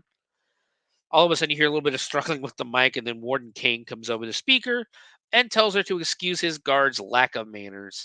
Around these parts, they don't get a lot of reporters that look like, please come on in. So he's getting a little creepy too. And ladies and gentlemen, for the first time ever, we finally get the legendary Robert Englund on the Bloody Binge movie podcast, as of course he is playing Warden Kane. Warden Kane tells the guard they already have enough heat on them, and you want to go and make things worse by sexually harassing a reporter. The guard tells him when everyone hears about what goes on in this place, they're all going to be shit canned anyway, so who cares? And yeah, where did I lost my? Warden Kane greets the reporter just a little uncomfortable. He's like a little uncomfortable because she's a beautiful woman. He's not used to. I guess they're not used to getting visitors and things like that here. She asks if the boys are if basically she asks if the guard and the warden are okay or if there's a problem. And like I said, she's a very attractive woman. And they're both just really nervous, like yeah. Not really going into caveman like there's boobs, but going like I really do I get to talk to her? But she tells him that she doesn't bite, and she takes her outer coat off. She's still like dressed in a business suit. Warden Kane asks if they should get started, and she asks if it would be okay if she recorded the conversation. Warden Kane tells her that's fine, and he wants to keep everything on the books. Which really, I mean, she's here to do a story. You agreed to let her in. You agreed to let her talk. Why would it be a problem for her to record? But he then like leans in and asks her if anybody has warned her about this place. She tells him that she doesn't scare easily, and Warden Kane says there are people here that even God is afraid of. The guard buzzes them in, and the reporter says she is surprised they were able to keep a facility such as this hidden for so long. The warden explains that most of the jobs left this area years ago, so there really isn't much reason for people to venture down here any longer. Although they do get the occasional teenage devil worshiper, but they are typically very easy to scare off. She asks why the secrecy, and she's basically like, other facilities for the criminally insane exist. They don't hold people without a trial. What about their rights? Warden Kane basically tells her, well, if Gitmo can get away with it, why shouldn't they? And this is a reminder that this movie was made 10 years ago. These monsters are domestic terror. He tells her that these monsters are domestic terrorists, in his opinion, that have no rights. He asks her if she really believes that out of the millions of people in this country, there aren't more than just a handful of sickos. He lifts off Dahmer, Bundy, Gacy, and says they are just the ones who got all the press. Here, they house the ones that you whisper about around the campfire. I love that explanation. It makes these people seem, way scarier, way more intimidating. Uh, and I love that line of, and I might actually use it. Excuse me, I might actually use it this year. Here they house all the ones that you whisper about around the campfire. She asks if killing them is the answer, and he basically goes off the record, and she hits the button to stop recording. And he leaves it and basically says if he didn't have those SOBs up in the state house nosing around his business, he'd put a bullet in each one of their heads. We hear the buzz, and Warden says, "Welcome to No Man's Land, Miss Quinn." And we cut to a solitary door in the center of the room. He tells her this is what they call Supermax. He opens basically it's got like the window on top of there where we can just look in. He opens the window of the first cell and introduces us to Jeffrey Ramses. Jeffrey is he's sitting in a cell eating a can of beans, and it bothered me a little bit because the lid to the can was still on it, just popped up like you would a regular can. And if anybody has ever opened a can before, that shit is sharp. This guy could easily use that as a weapon, either to off himself or attack anybody coming into the cell. Like, why the fuck would you leave that on there? Um, Jeffrey is affectionately called the Animal, the Cannibal. And this is Bob Rooney, the guy you see right in the center of your screen as my avatar this week. He is affectionately called Animal the Cannibal. Jeffrey's left eye, as you can see in the picture, it's somewhat shut, and he has a scar over it. Warden Kane tells her that she's probably heard the rumor of the famous chef whose flank steak was to die for. We get a flashback of Jeffrey cooking in a restaurant, tasting the food, all what a chef would do. And it turns out that he was serving customers to customers. And then it shows him up like chopping up some fingers and putting it in a soup. The scar is from the one meal who fought back. And we do the flashback thing again, and there's this woman who's basically strapped to a stainless steel butcher's table with cellophane. Like she's just like cellophane just wrapped around her about 1,000 times. And Jeffrey is standing over her, and he's sharpening his knives. He decides to put those down and grab a meat cleaver. The meat cleaver is the one with the handle and the big like rectangle fucking knife. Like it's one of the scarier ones. And when he goes for it, the woman breaks the cellophane, grabs a fork, and stabs Jeffrey in the eye. Like stabs the animal in the eye with the fork. That created the scar. We cut back, and Warden Kane says his board of directors from the restaurant chain decided it might be bad for business if people found out that they were serving people, other customers on their menu. So they arranged for the animal to come here and disappear. 1 second, guys.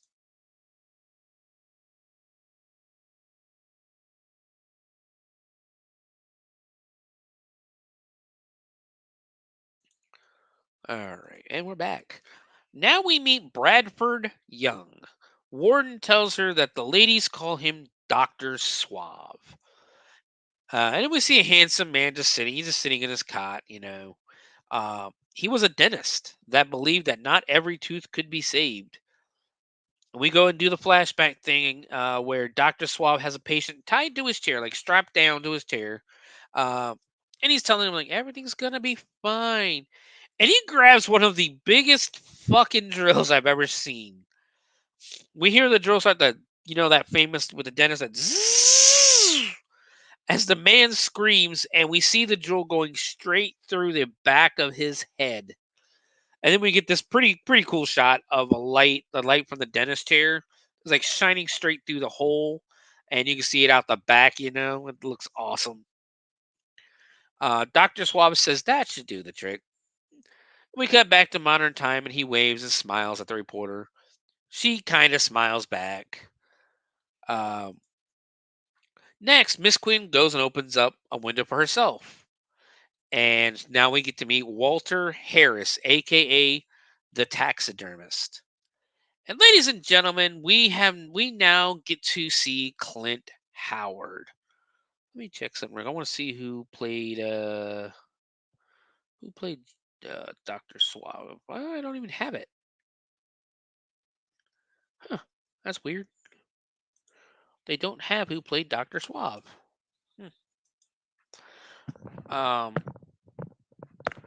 And ladies and gentlemen, we get another horror movie legend, Clint Howard.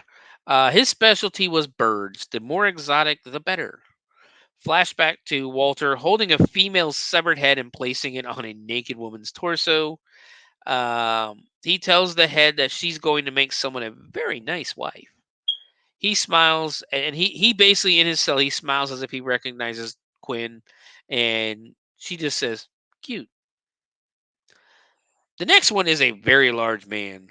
Warden says he broke 3 of his guards' arms and nearly killed the only doctor they had out there. And we now meet Rocco the Clown.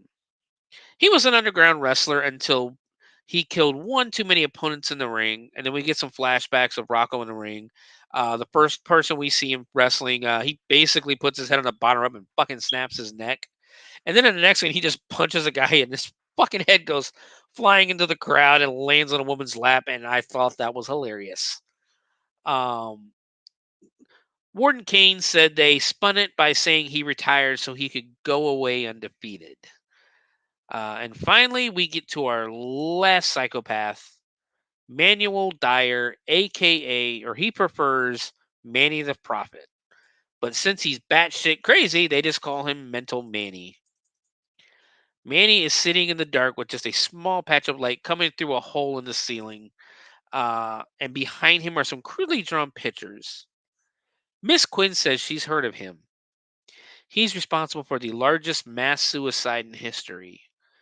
They tried to cover it up as a giant building fire. Warden Kane just goes, yeah, right. Yeah, a building fire that nobody tried to escape from. And then while they are talking, Manny leads forward, and it's pretty fucking creepy. The smile he gets on his face, like it's pretty creepy. We cut to the flashback of a group of people chanting, "We give ourselves to you, O Lord. Ash to ash, we join you again." Manny tells the group that Jesus came to him and said, "This is the way to sit beside God. Burn away our sins, O Lord." Manny strikes a match and basically sets a young woman on fire.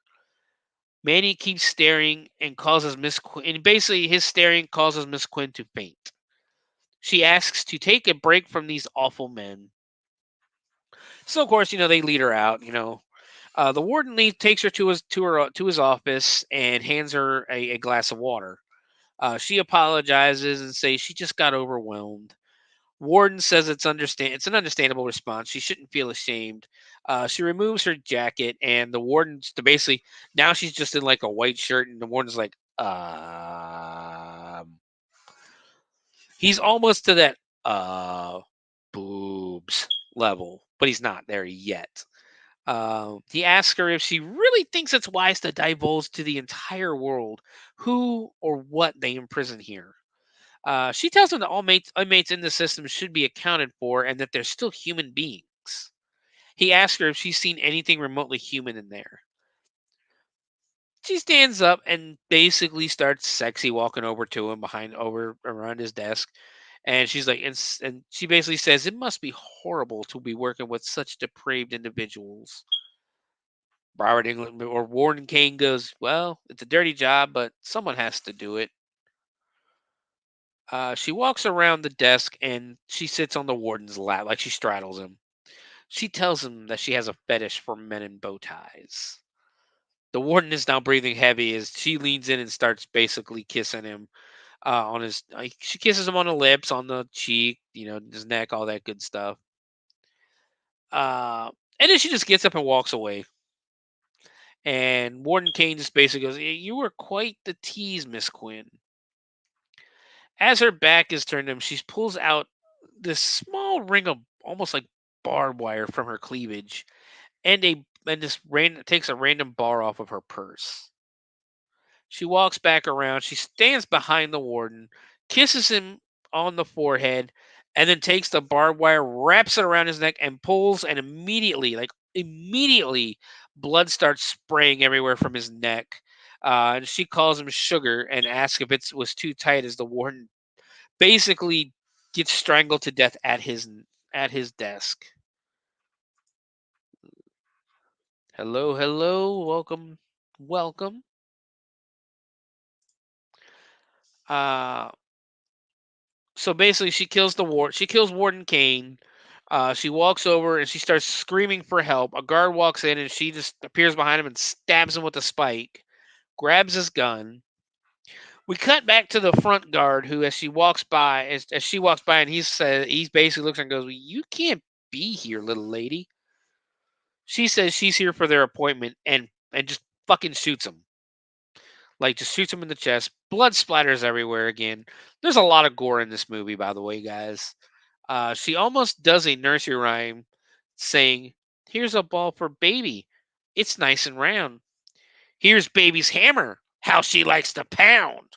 And she just starts basically beating the shit out of him with his own nightstick, bashing his head in. Man's already dead. She takes off her wig and pushes buttons to release, and basically starts releasing all the prisoners. Meanwhile, she starts applying some white makeup and finally uses the guard's blood to dot her nose red. And she somehow looks hotter as a clown. She looks up and basically says, "Daddy," as Manny the Prophet walks in. He asks how his little doll face is, and she says, "Never better." They hug, and the guard she just bashed his brains in. Twitches, and they all escape the mental facility. Cue the opening credits. That is a great way to set up and tell the backstory of the psychos in a quick way. So you get the background, you get the background of all the psychos, what their strengths are, what their more than likely their weaknesses are. And we cut now to the inside of a police car as it pulls up to a crime scene, and you get this first person kind of point of view, as we meet Deputy Doyle, Ben Begley. So he looks in the camera and he says that the victim was found about an hour ago by the cleaning staff. And he tells the sheriff that it's pretty gruesome in there. And he goes into this wild ass story about how she was forced into the room by two attackers. They beat the shit out of her, bashed her head in with a wine bottle. And then we turn around and we meet, and he's like basically like flailing around, being all animated and shit as he's doing it. And then we meet Sheriff Kate. And the first thing she does is ask her. She basically asks the deputy to please dismount the body. She reminds him that he just contaminated the entire murder scene and asks if he's holding the potential murder weapon without gloves. And he's holding the wine bottle in his hands. She now says, guess who's our prime suspect now when we run the fingerprints for that?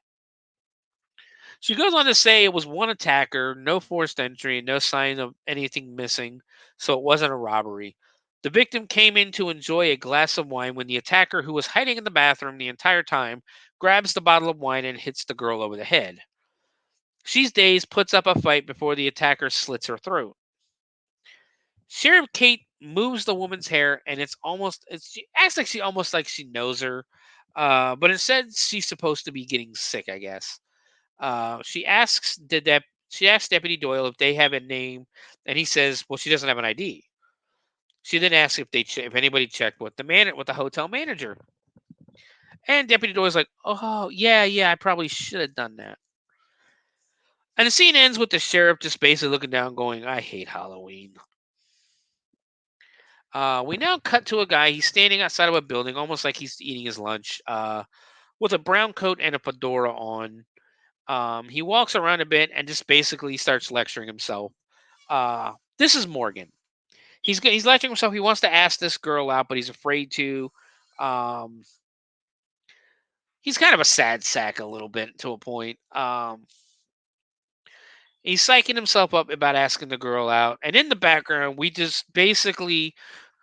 It's obvious there is a couple having sex in the background, like in the building behind him.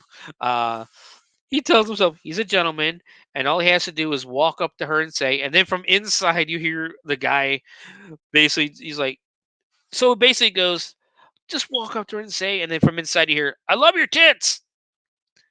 He's like, what? No, that's not what I was.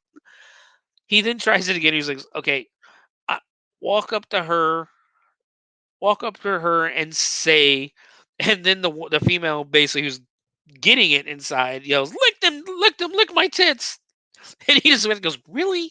Like, okay, walk up to her and tell her. And then the guy basically is like, goes, you make my dick so hard. Morgan decides right there, yeah, I can't do this. No, I just can't. The scene was actually very funny because like it was perfect timing where he just goes, walk up to her and say, I love your tits. Morgan walks inside the building, and then where a woman dressed as Marilyn Monroe comes out, and he just looks at her and she goes, don't be jealous. And then a guy walks out behind her, and Morgan just looks at him and says, storage closet? Really? Yeah. We cut basically to inside of a diner. It's a diner, basically.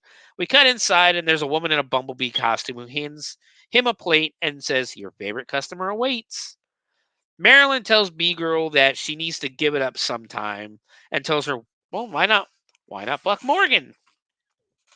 Bumblebee tells her she's not a virgin and that asks why she would think that. And Lori, who is the Bumblebee, basically Marilyn tells her that my 13-year-old cousin has the same costume as you, and even she's more sexually active than you are.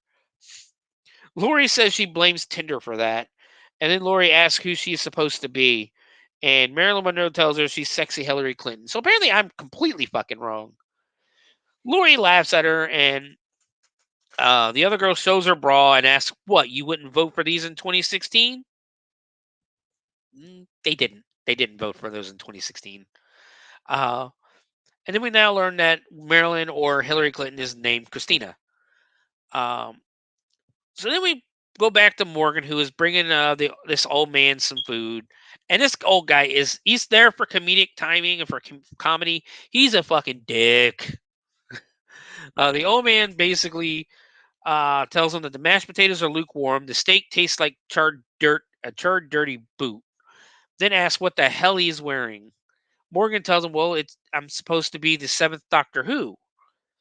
And then the old man and Morgan, they basically do a short who's on first type joke, Doctor Who. Well, that's what I'm asking you. What doctor? What doctor are you? Well, I'm Doctor Who. So it's like, ha ha ha ha ha ha. They go on for just a couple of seconds, and basically, we learn the old man's name is Charlie, and he just looks at Morgan and goes, "All right, now you're just being a smartass." Morgan tells him he's just gonna go get him another steak.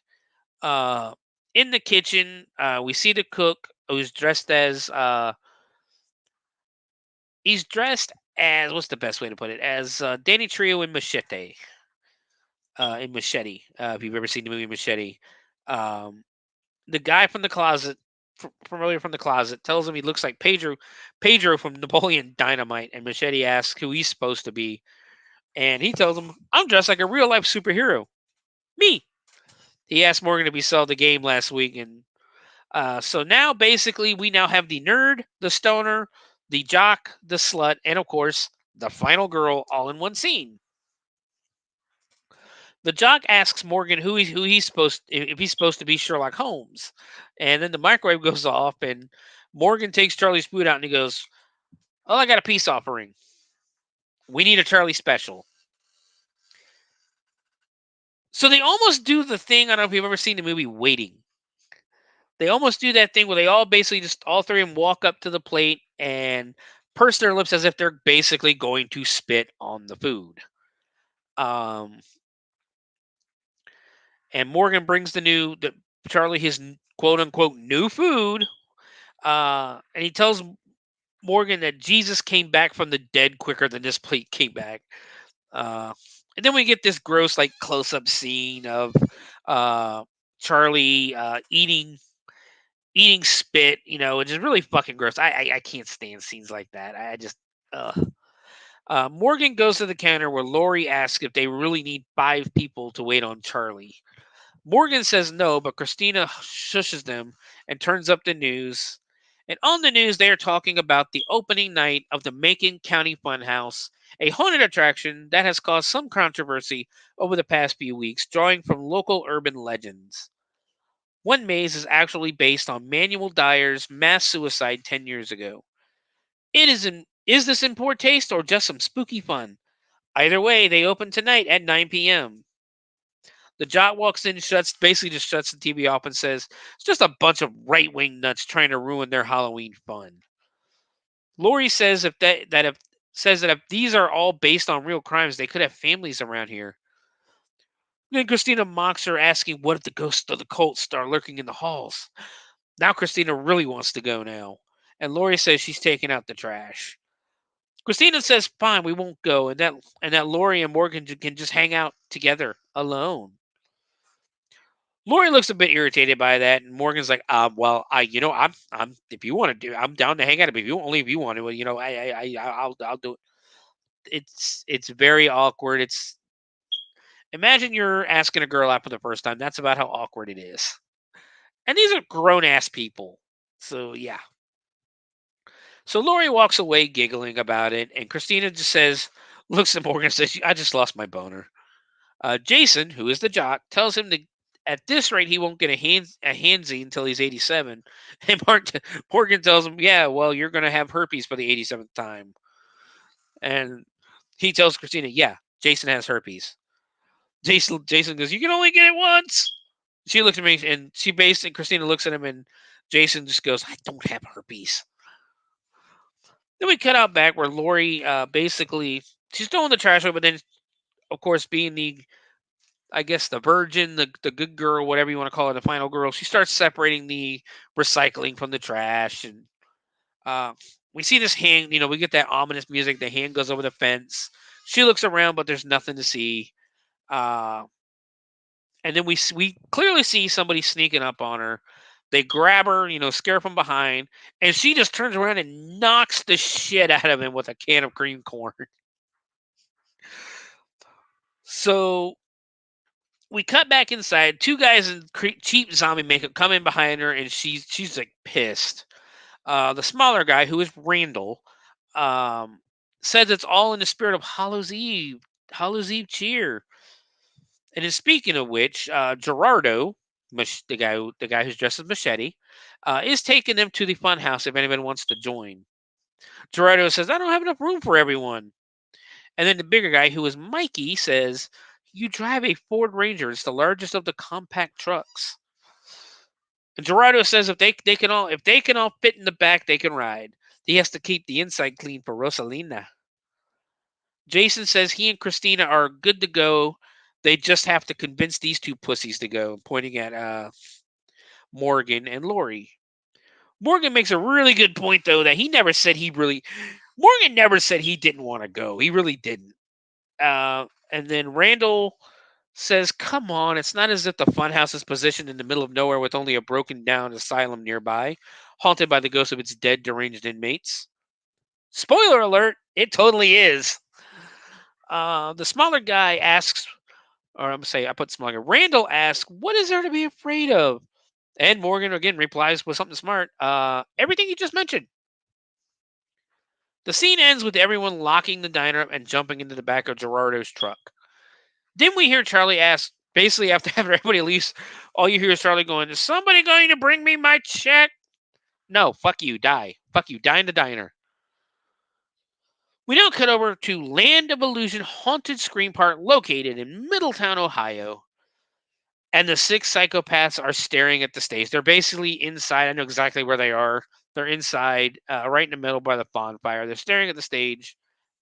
Manny looks at Dollface and basically asks if everything is set up as they had planned.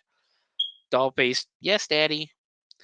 And Manny says, well, let's give a tour. Let's give the boys a tour of their new playground. We see some of the scenes from the mazes, basically, some of the scenes from the mazes. We cut to a classroom scene where one of the owners of the haunt is checking to make sure everything is ready. This is Dennis. This is Courtney Gaines, Malachi from the Children of the Corn. Walt, who I call the reasonable owner, asks if the other people, asks Dennis if maybe people are right about the haunt being exploitative. Dennis looks and goes, do you really think people are going to care that their haunt is too realistically violent? That's like getting mad that porn has too much sex in it, real sex in it. He says that bad press is actually going to help them tonight. Hashtag get killed in Macon tonight is twittering on the tweezer. This is what he said. Who cares if someone's feelings get hurt? Walt asks what about the electric fence? And then asshole Dennis just says, I don't want any punk kids trying to sneak in. Pay or don't play. Walt goes to fix one of the props and almost looks as if he's about to kiss it. He's like he's about to kiss this dead prop. And basically the animatronic goes off and scares the shit out of him. And Dennis says, it's good to see the animatronic still work. Hope you didn't shit your pants. You still have 7.5 hours left on the clock. Now we cut outside where the owners are basically, they smell weed coming from somewhere. And if you ever worked in a haunted house, you're going to smell weed. There's going to be weed. We cut over into basically a group of actors doing what scare actors do, and they're smoking weed. They pass it down the line where it gets to Rocco the clown. And he just throws it on the ground, and the clown who handed it to him basically goes, hey, that was some expensive shit. Rocco pulls up close and looks over the makeup. And it shows the actors. Basically, this is where you realize the actors are dressed at. These are the actors portraying the serial killers. Rocco, taxidermist, Animal the Cannibal, Dollface, who they actually call Stitchface, and Manny. Looking a bit scared, and when it gets to Cannibal actor, basically when it gets the guy playing Cannibal, he just goes, fucking Dennis double booked us. The way he said it was funny because like this terrifying fucking guy is just staring you down. We now cut to Dr. Suave. He's inspecting the scene representing his crime. He pushes a button and the animatronic in the chair, spits out some blood. We cut over to Animal the Cannibal, seeing his scene, and he gets pissed. He goes, this scene is all wrong. I would look at these portions. I didn't run a cheesecake factory. Now we cut over to the taxidermist scene, and he complains that these aren't even taxidermist tools. We then see Manny just on a long bridge, and he says, sorry, friends, I have a new flock now. We cut back outside to the weed smoking actors who are basically they're caught by Dennis and Walt. Dennis goes off on him saying this is the biggest night of his life and they're smoking illegal drug paraphernalia. Does this look like Colorado to you? And my note was, yeah, wait 9 years, buddy. The actors start laughing at him and the clown says, nobody's going to get arrested. It's practically illegal everywhere. Let me say in Ohio for the longest time, the district attorney of Ohio flat out said, or the attorney general of Ohio flat out said he was not going to prosecute anybody for small amounts of weed. So technically it's been legal here for years. It's just officially legal now. We then hear Manny come up with a PA system, and Dennis tells Walt to handle this, as he's basically going to see who's fucking with his mic. Walt just looks at him and goes, fuck it, let me have a hit. We cut to Manny, who is sitting at a microphone over the PA system. He goes, my fellow maniacs, all we wanted was our grim art to be seen by the world. But they shunned us, locked us away, and now they have the gall to profit off what they fear. We see Dollface. She's sitting in the classroom, seen with some knives, as the fake Dollface walks in. Fake Dollface gets in her face and says she doesn't know what Dennis told her, but she's the Stitch-based killer tonight.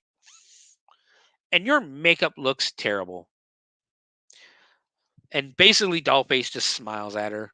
Manny says, I'm giving you a second chance to go down in history as the most deranged sons and daughters of bitches this world has ever seen. We cut to Dr. Swab, who is basically, he already has the actor who was playing him and is already working drilling him now. We then cut to the taxidermist about to kill and dismember, basically, the actor who was portraying him. Manny says, no one will ever forget our names.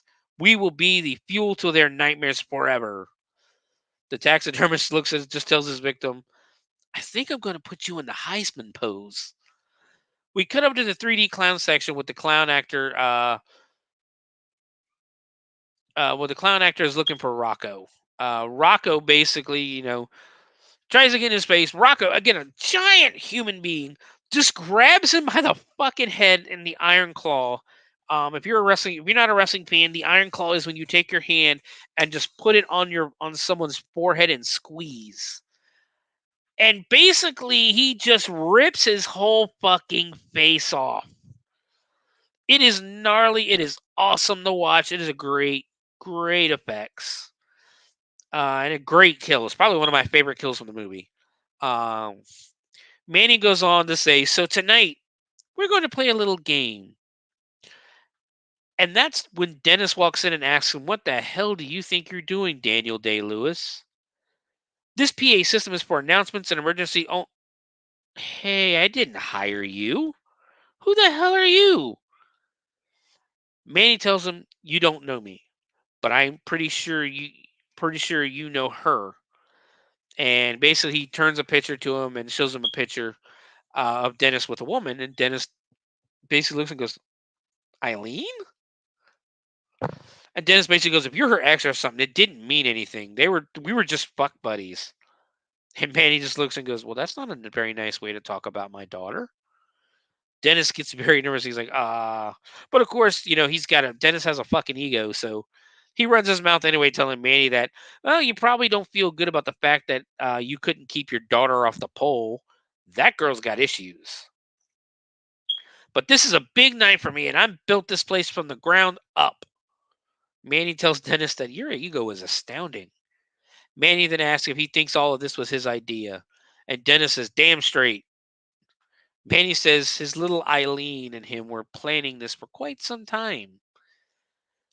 Dennis was just the puppet, and Eileen pulled just the right strings to ensure that Dennis created just the right forum for their return.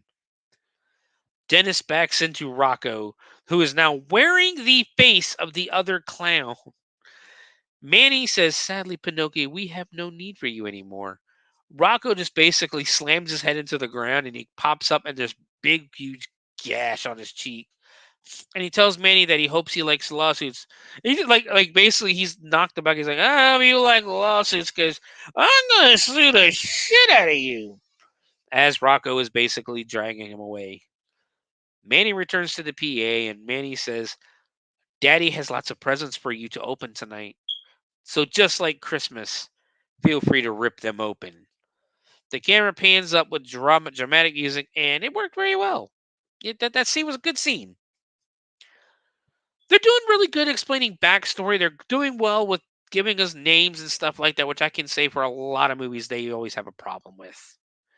The new scene, as we cut to the sheriff's car in front of basically the sheriff's parked in front of the station. Sheriff Kate is in her office going over some old stories and pictures of basically the psychopath's victims, mainly Manny's.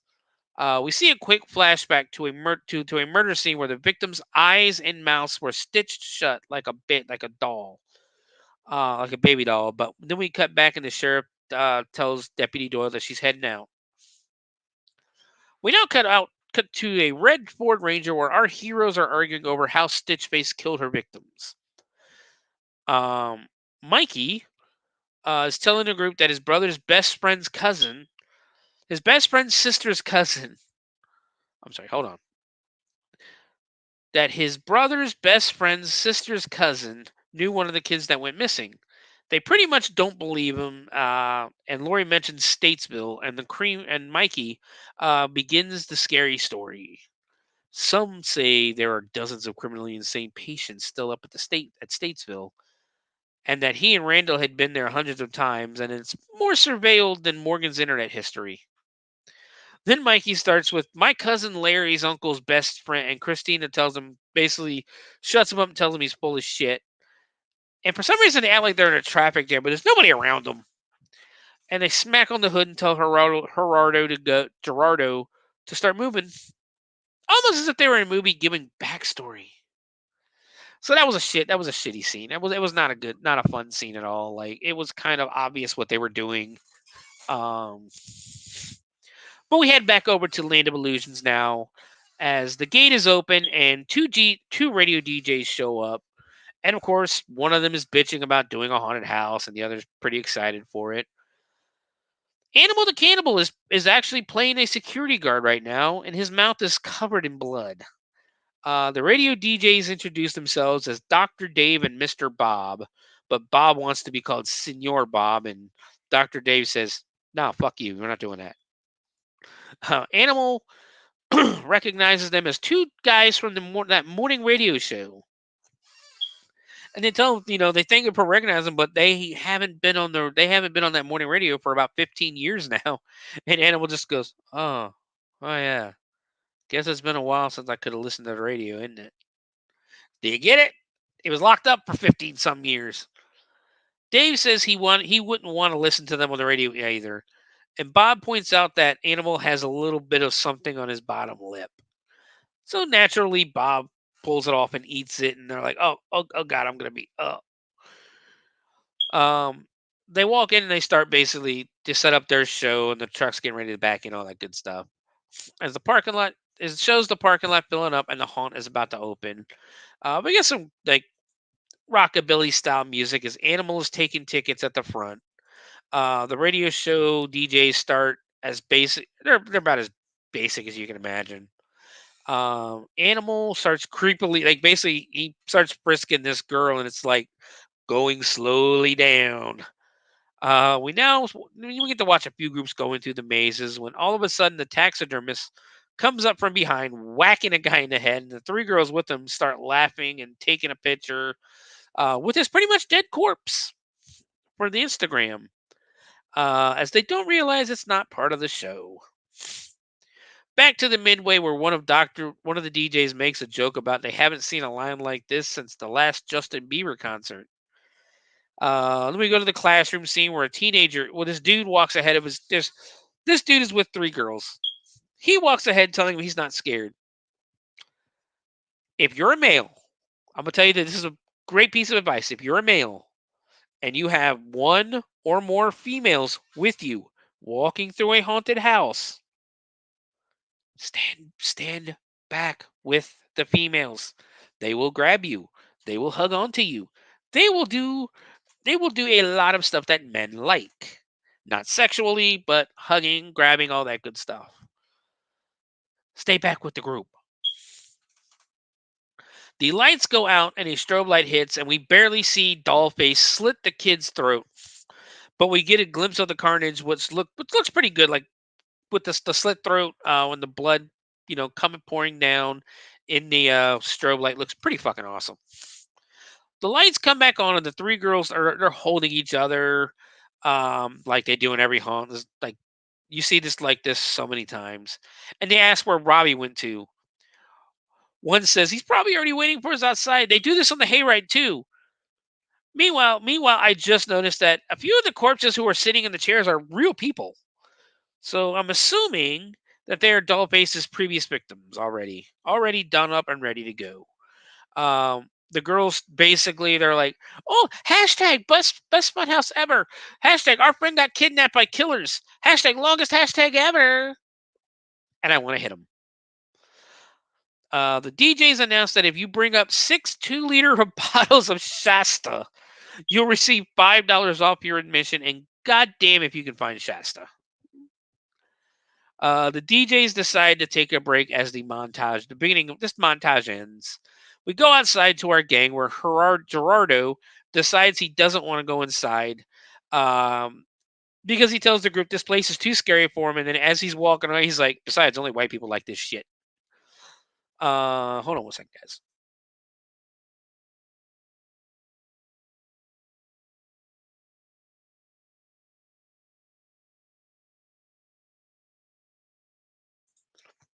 But yeah, no, Gerardo says only white people like this shit, which technically isn't true because Jason's black and Christina's Asian.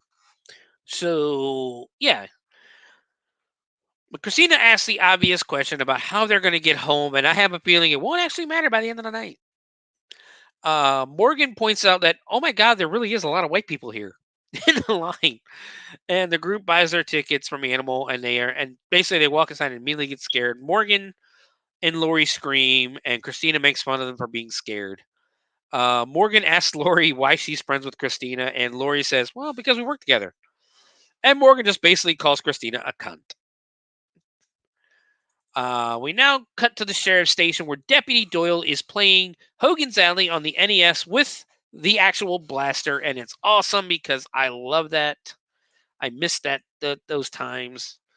The phone ring, and it's somebody reporting a murder. They watch their friend get murdered, they say. Doyle starts panicking and starts writing stuff down on a notepad, and he asks where the murder happened, and the caller says the Macon County Funhouse. He asks if the caller got a good look at the killer, and the caller says, yeah, she looked like your mom last night. Deputy Doyle says, well, that doesn't make sense. And the caller drops a classic, that's what she said, on him, and where Deputy Doyle's like, well, that makes even less sense than what you said before. And he basically tells the caller that, hey, this line is for police emergencies only, and that we have caller ID, and I'll trace it. Come arrest your butt. The caller makes fun of him, basically the caller just goes, well, who talks like that? He does the law. The law is who talks like that, and I'm the law. It's just a silly scene to set up, what will probably be another scene where Deputy Doyle doesn't take the caller seriously. We go back to the haunt and the clown, and we're in the clown's maze. Our crew has arrived at a vortex tunnel. A vortex tunnel is the tunnel you walk through where like the ground is stationary, but the there's a spinning loop kind of like loop vortex type thing, and when you're walking through, if you actually look straight ahead, you'll see that the room starts turning upside down. And then we see the clown who had his face ripped off appears without his shirt on or anything at the end of the tunnel and starts begging him for help. Rocco appears behind him and just snaps his fucking neck right in front of the group. Jason and Christina start laughing, and Jason tells them they need better actors because the dead guy was a terrible actor. We now cut over to Dr. Suave scene as there are numerous dead bodies in chairs. Morgan says this says he thinks one of them is going to pop up, and Dr. Swab comes around the corner laughing as there is another victim in his chair. Swab goes over and just starts drilling the victim in the chair, and Jason breaks one of the major. This pissed me off a little bit because Jason breaks one of the major rules of haunts and whips out his phone to record. That is a no-no. We do not do that in haunted houses. We do not record. We do not take our phone out at all in a haunted house. We then cut to Jason's phone. Basically, we do a cut from there, and it basically stays in Jason's phone and like kind of fades out and fades back in to the taxidermist ripping a guy's guts out. And Mikey goes and grabs some of the guy's guts. They walk to the next scene, and Mikey just kind of like lays it on Morgan's shoulder. And he's like, ew, it feels so real. Mikey says it's probably pig intestine, as it's what they used in Day of the Dead. And he's not wrong. They did use pig intestines in Day of the Dead. They keep walking through the haunt as they enter the school area. Jason is basically feeling up Christina the entire way through. As Mikey and Randall look in the window to the classroom scene, where the original Stitch base slams against the glass in a jump scare. She's basically doing a jump scare, and she's begging for them to help her. Dollface grabs her from behind and slits her throat right in front of the glass. The blood in this, like I said, the blood in the strobe light looks amazing. And they keep walking, and Jason basically just goes, "Yeah, Dollface is that." Looks at Dollface and goes, "Man, she is fucking hot," and she is. She is kind of hot. They finish the haunt, and Christina grabs Jason and says she needs to find a bathroom, and Lori just looks and goes, "Well, that's subtle." Christina responds like, "Oh, was that too subtle for your virgin ears? We're going to go fuck." And she tells the group to go find a funnel cake or something. Morgan and Randall, who are already smoking weed, basically go, "Oh yeah, funnel cake sounds great," and they leave. And now, Morgan and Lori are alone together. Lori asks Morgan if he wants to go do the ring toss, or if he does the ring toss. Morgan basically goes, "Well, I'm not a professional at it." And Lori's like, I don't think I've ever met a professional ring toss player. But then we cut, and they basically walk off to do the ring toss. We cut to Raka, who is now chaining the gates shut. Animal offers Raka a piece of the security guard, sashimi style. We now cut to Gerardo calling Rosalina and asking her when she's going to be off. They basically have a little conversation back and forth. She tells him about 30 to 35 minutes. As she has a few more patients, and basically for him to go wait at her house, he says, he's not going to do that. Gerardo, he takes a drink from a flask as we cut to a bathroom where Jason and Christina have found a stall to basically bounce chicka wow wow. They start making out. He pushes her against the stall wall, and she asks Jason if he really thinks Dollface was hotter than she is, and he's basically, "Oh, of course not." I say yes. Dollface is much better looking than Christina is. Jason basically rips her bra off, and we get a brief shot of her nipple before the shirt covers it up, and he basically throws it on the ground. And she yells at him for throwing it on the ground, so he bends over and picks it up, and she's like, "I'm not going to put it on now." And he just tosses it over the stall, where we see a set of boots step down off the toilet, and Dollface is in the stall next to them. She comes out of the stall and basically watches the whole scene where Jason and Christina are doing their thing. We get a full-on view. We finally get a full-on view of Christina's breast for a second. You don't really get much nudity in here. Jason is basically supposed to be going down on her, and she tells him how much he sucks at it. And they start doing their thing. They start banging in the bathroom essentially. He's telling her to tell him he's a superhero, and she wants him to call her Mr. President. It's a very funny sex. It's just a montage, and as at one point Jason gets a cramp, and they have to do it doggy style, and Dollface is watching the entire time. We cut back to the sheriff's office where Deputy Doyle is keeping himself busy playing with a Halloween toy. The phone rings again where he answers and says, "Let me guess, your friends are being murdered at the Funhouse." And basically she's like, "No, hurry up, they're cut." And we hear the girl get murdered on the phone. And Doyle says that one was actually pretty realistic. Doyle leaves the phone off the hook, and we cut back to the bathroom where Jason and Christina have finished up banging in the bathroom stall. Jason goes and basically Christina's gonna freshen herself up, and Jason's gonna go grab a beer. Um, we cut to Morgan and Lori, where Morgan asks if Lori thinks that Jason and Christina can ever have sex that's not in public. Lori says, "Well, no, because they're shameless." Lori says sometimes sometimes adding a bit of adding a danger element to sex could be fun. So Morgan, for no reason at all, admits that he couldn't do it because he gets nervous going to the bathroom peeing at the diner. She, of course, laughs at him as they keep throwing their rings. Morgan finds a little bit of guts and asks Lori if she's ever had sex in a public place, and she just laughs and goes, "Maybe, but I only answer sex questions on the third date." Morgan asks which date is this, and before Lori can answer, a guy comes out screaming and holding his arm, which is splurting blood. She pretends to have not heard him and he says, "Well, never mind." Like the chicken shit that he is. Mikey and Randall appear cock blocking Morgan at this point. Jason also shows up with his beers, and they tell him that they just look and go, "Well, that was fast." Jason says, "Well, that's what your mom said last night," which gets a laugh out of Mikey and Randall. Morgan says, "That's not a good thing if she said that." And Jason responds with "Well, it was a good thing. It was a good thing when she said it to me because I was still inside." We got back to the bathroom. Christina is still freshening up. She's putting some lipstick on. We hear a scream outside, and she drops the lipstick into the sink.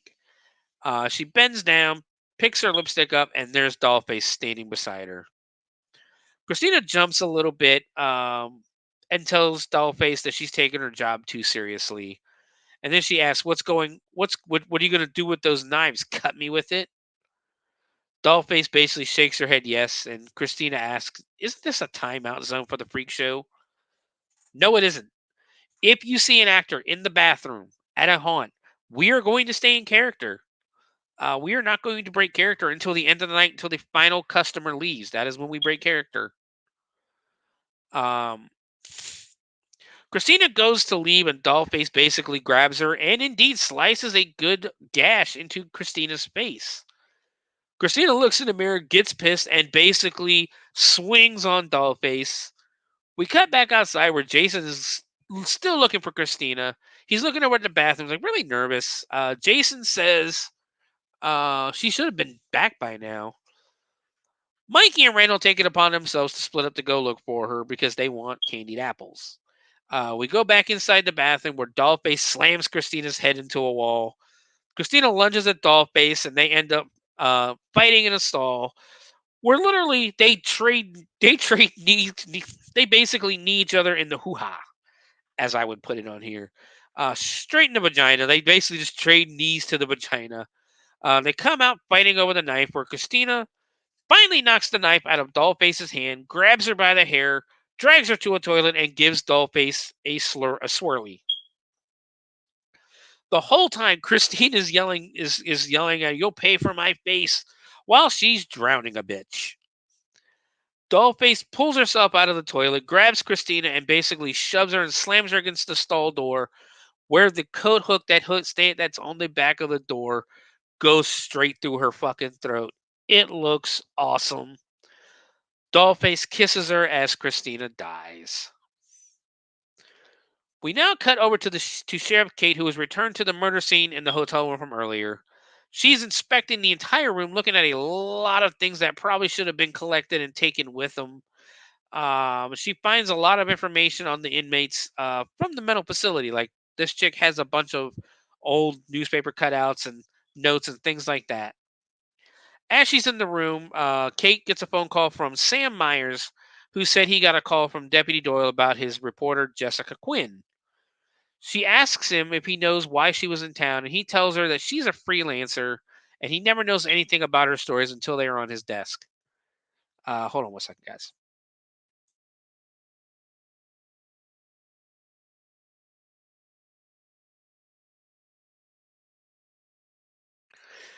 It's one of the downsides of doing a podcast by myself. I don't have anybody to talk while I take a sip of drink.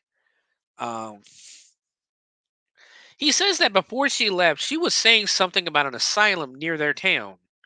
He asks if everything is okay, so obviously he doesn't know that she's dead, and Kate just thanks him for his help and that they'll be in touch. So now my concern is they haven't even called this poor girl's family to tell them, hey, your daughter, your wife, your child, your friends, yeah, she's dead. She got murdered.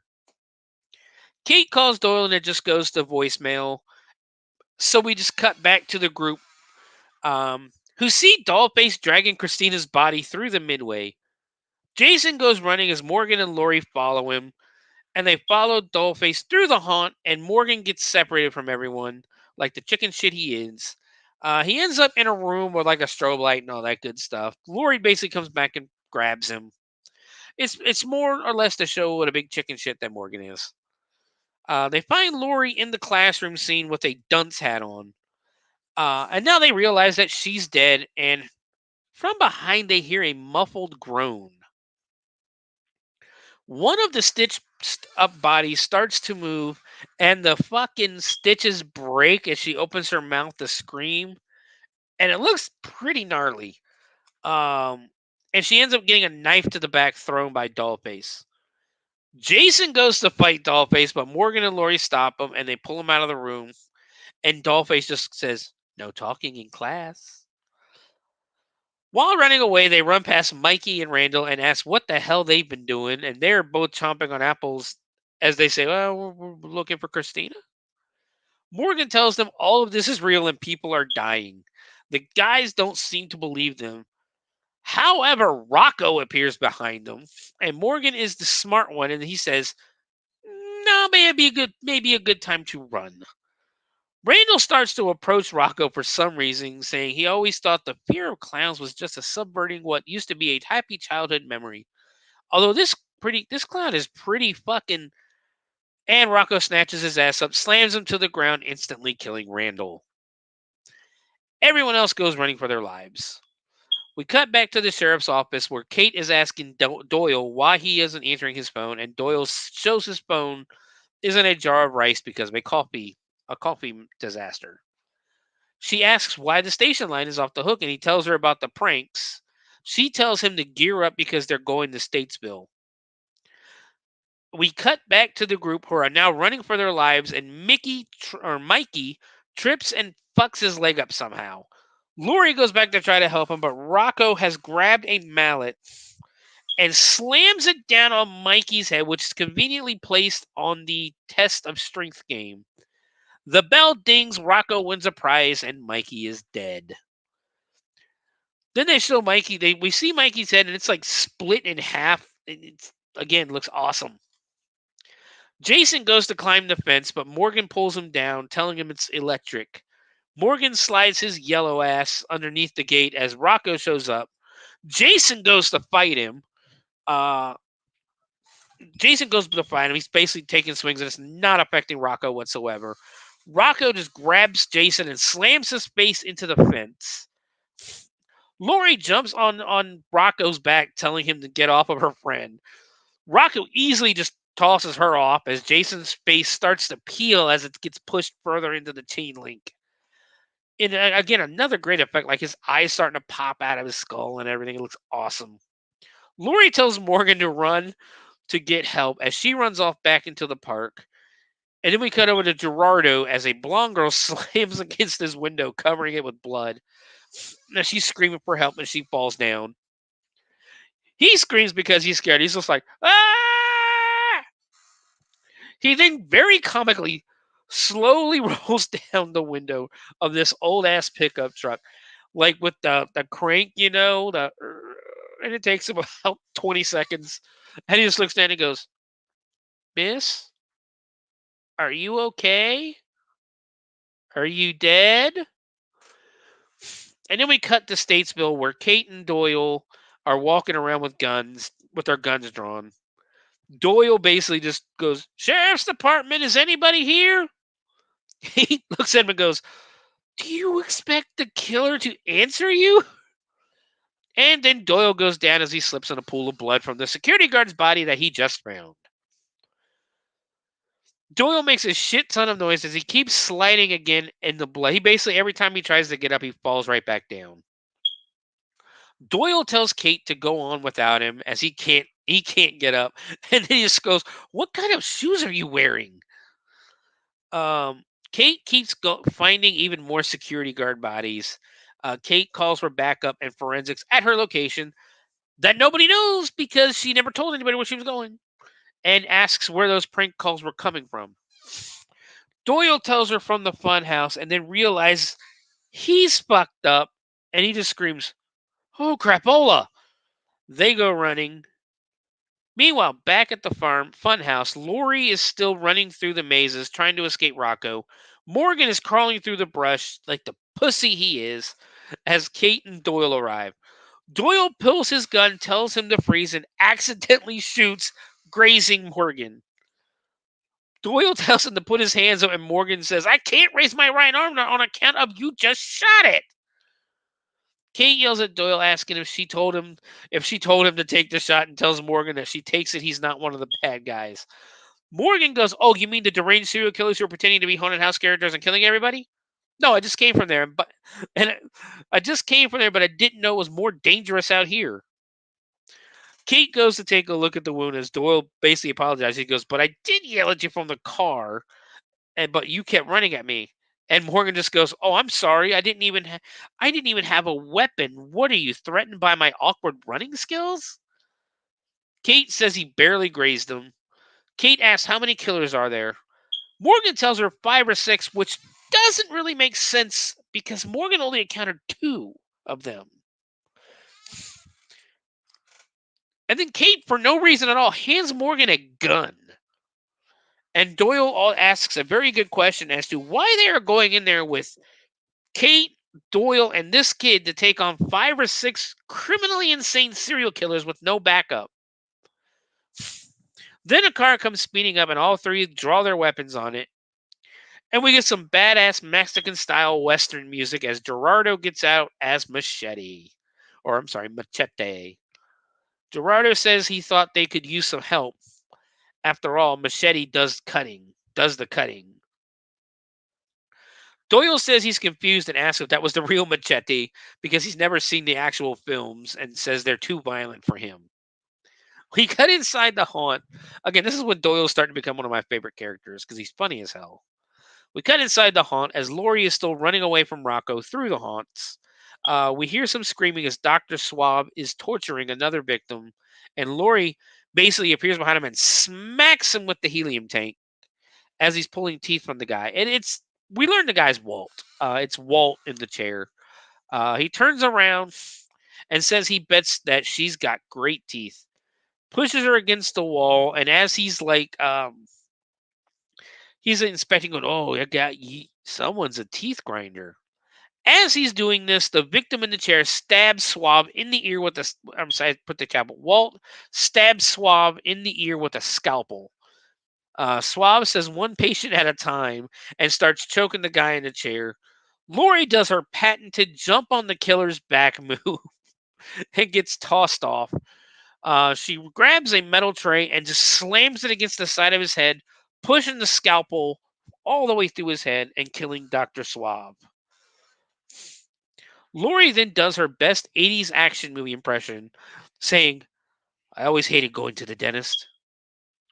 She helps Walt up and they go to leave the maze.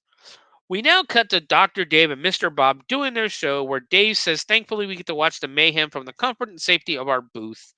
And Bob says, don't be so sure of that because here's one of the maniacs right now. And it's Manny the Prophet making a very creepy face. Bob says these guys take their jobs very seriously here because he's pretty creeped out by the weirdo Jesus here.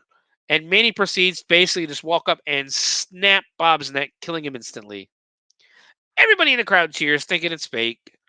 Dave goes, "Uh-oh, everyone look. Everyone, it looks like Dr. Bob just got murdered, and it's about time." Dave tells Bob to cut it out because the joke's over. Manny takes Dave's mic, um, and Manny says, "Do you know what I hate more than stupid people?" And Dave just goes, "Velcro, Democrats." Manny says, "Fucking radio DJs." The crowd cheers, and Dave says, "Hey, watch what you're saying. We're live."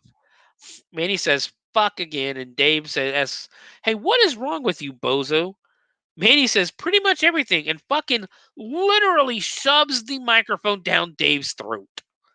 Manny grabs the other mic and asks if the crowd is having a good time. They cheer.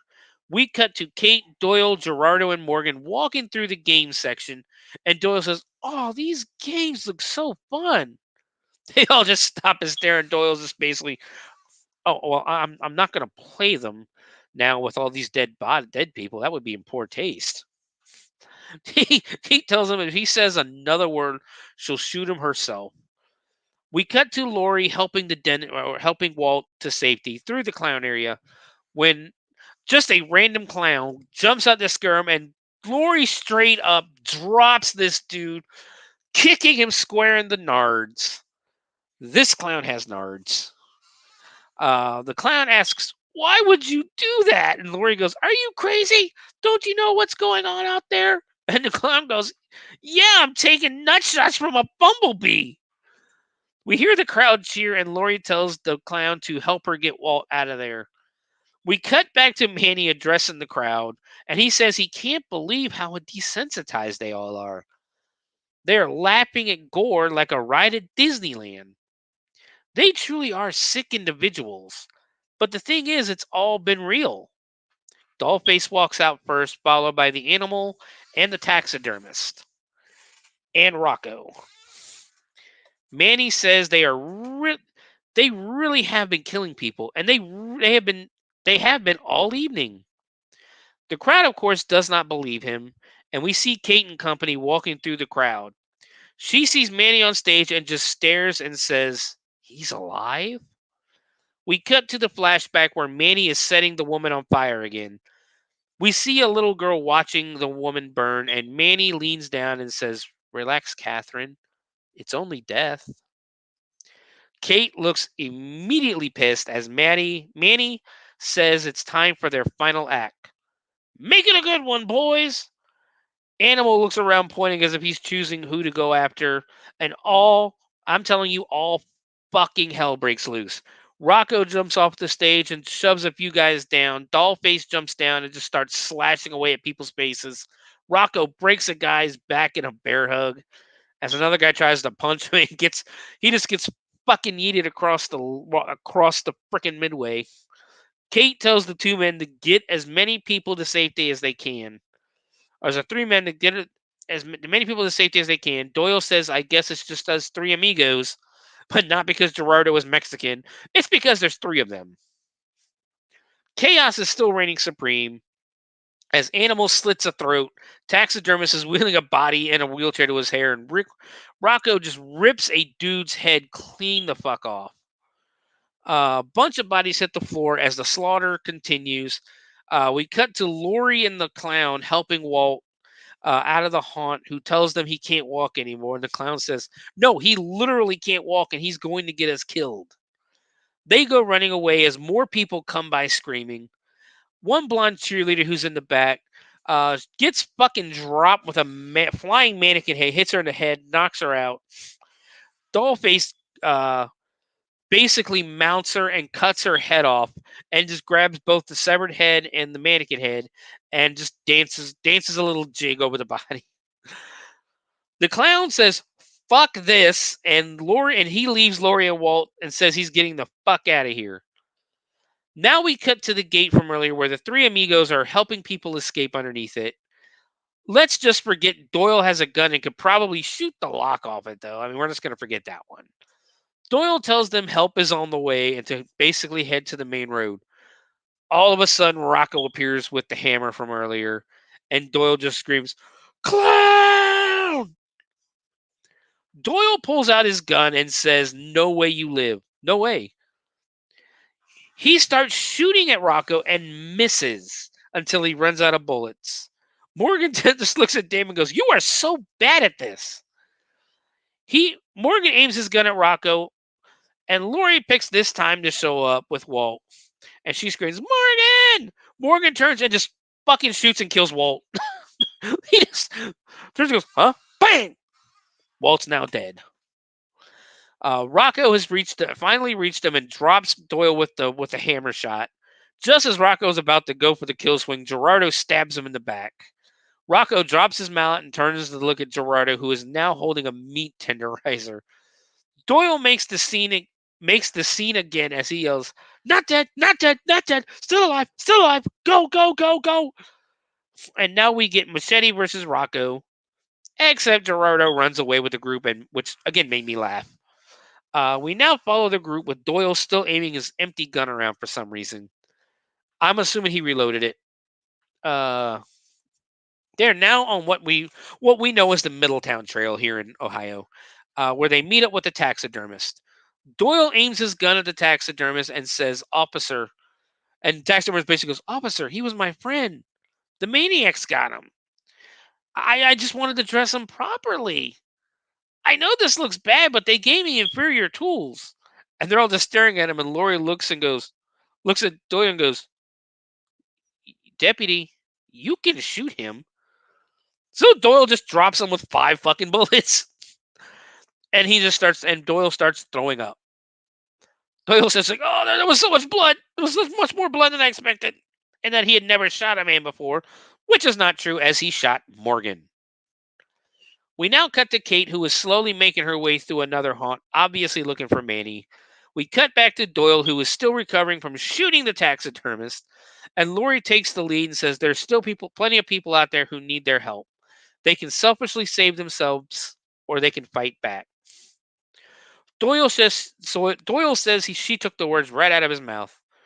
Doyle asks what psychos they have left, and Morgan says they have the creepy clown dude. Lori says Psycho Stitch Bitch. Gerardo says Tubby Chef, and Doyle says Jesus Manson. Doyle tells Lori to gather a group and go after Stitch Girl. Machete and Doctor Who go after Tubby Chef, and Doyle's going after Jesus Manson. Morgan asks, "Well, what about Scary Clown Dude?" And Doyle just says, "Nah, let's just hope none of us run into him." And they all agree, and they go to split up, and Morgan grabs Lori and finally grows a set of balls and kisses her. He tells her he really wants that third date, so let's try not to die. She agrees, and they run off. They see Animal go running by, and Gerardo and Morgan go chasing after him. We cut to the midway where people are still running around, murder's still going on. Manny saying, "I can't believe how many of you let us kill you here tonight." Kate appears from behind and grabs Manny and puts it by the neck and puts a gun to his head. He laughs and says they finally have a challenger.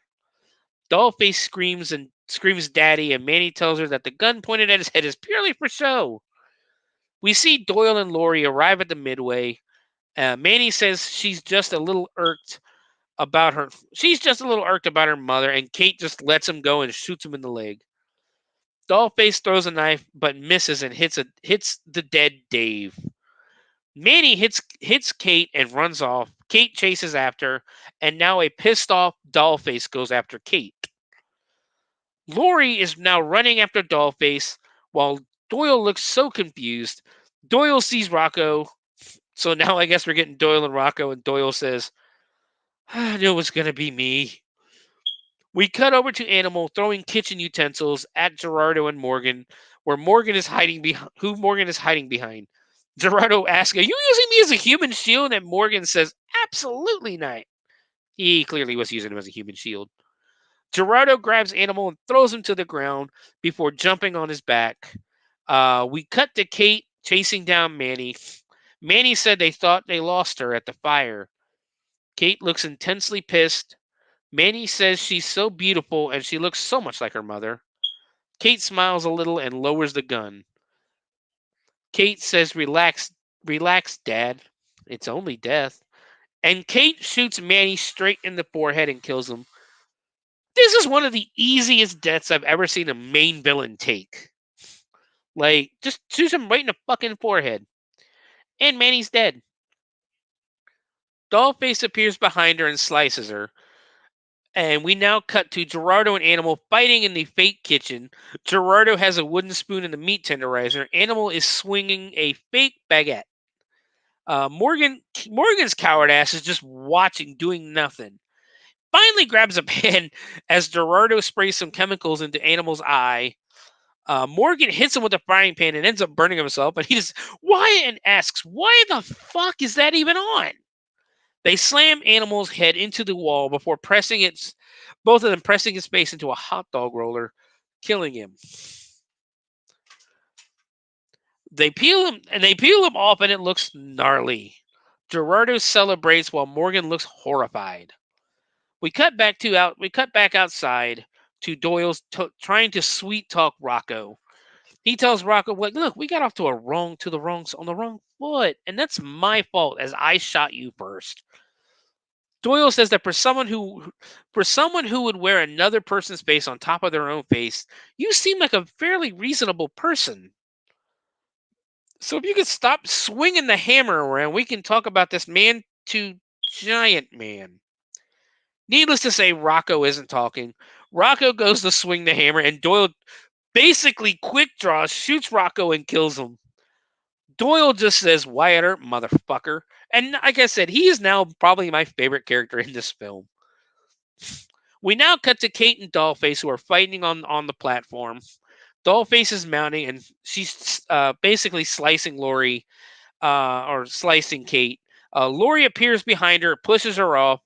Dollface does a cartwheel and gets between the two women with her knives and says, "Now they all have fun toys." They fight. They basically do this fighting a little bit where she's slicing and that. Dollface and Kate end up grabbing each other and they stab each other. Kate says, "Let's have a family reunion in hell," as both women drop to the ground dead. Lori walks away slowly as it's now daylight and backup has finally arrived. They draw their weapons as the group walks out, and Doyle tells them to lower their weapons, that they're the good guys. Morgan says he can't believe they survived. Morgan's just like, "I can't believe we survived. What are the odds?" And of course, at that moment, Rocco comes out, walking out from behind Morgan. Morgan turns around. Rocco just lifts him up and fucking breaks his back, Bane versus Batman style, killing Morgan. Doyle tells everyone to get down as Rocco hulks out, and nothing happens. Doyle looks up, and the mini cops with their guns are just staring at Rocco, and Doyle yells, "Shoot him, you fucking idiots!" And they light his ass up. Rocco falls to his knees as Doyle walks over and takes one of the shotguns, cocks it in slow motion, and blows his fucking head clean off. You would think. They don't really show it, though. We pan over to Gerardo now. We're basically a whole new scene. Gerardo now, he's talking to his woman on a phone. A random guy just walks by holding his phone, looking like texting, and Doyle just goes, "What the fuck?" Lori is in the ambulance with oxygen as they put Kate in there with her. It appears Kate is not dead. They take off as it appears Kate is alive, but we see a knife start to slip out from under her sleeve, and Lori screams. Roll credits. That's fun. Except we come back with a secret scene, I guess a credit scene, to the ambulance crashed and Kate taking her face off to reveal that she is Dollface. Dollface skips away from the scene of the crashed ambulance. We roll some more credits and come back to a bunch of body bags. One of the bags sits up and Rocco isn't dead. End the movie. That is Funhouse Massacre. What a movie. There was a lot of stuff going on. So let's do a little bit of trivia and then we'll get to the rating and we'll call it a night. It was directed by Andy Palmer. Andy Palmer, let's see. Has a few other, about 43 as an editor. I don't care about editor, producer. As a director, he has 14 movies, one upcoming movie called Delivery Fee. Um, Nothing really notable. Let's get down here. Connections reference Doctor Who.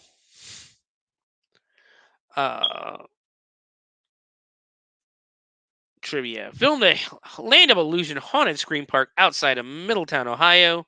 Lord of Illusion Funhouse is named after Clive Barker's book and movie Lord of Illusions. It is actually Land of Illusions. At the beginning of the film, Dahmer, Bundy, and Gacy are mentioned. This is just before the film's psychopaths are introduced as the cannibal, the lady killer, and the clown. You know, I did not piece that together. That's pretty interesting, actually. As Jeffrey Dahmer was a cannibal, Ted Bundy killed women, and John Wayne Gacy used to enjoy dressing as a clown. One of the notes at the motel crime scene reads, "The cake is a lie," a reference to the video series Portal. Let's see. I don't. Released on November 13th, 2015. Why would you release? Come on.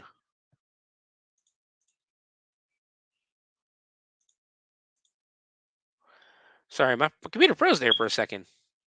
Released on November 13th, 2015. Filming location, Middletown, Ohio. Production company is Petrie Entertainment. I don't see anything on the financials of it. So we're going to move straight into the review. I liked it. I enjoyed it. I had fun doing this one.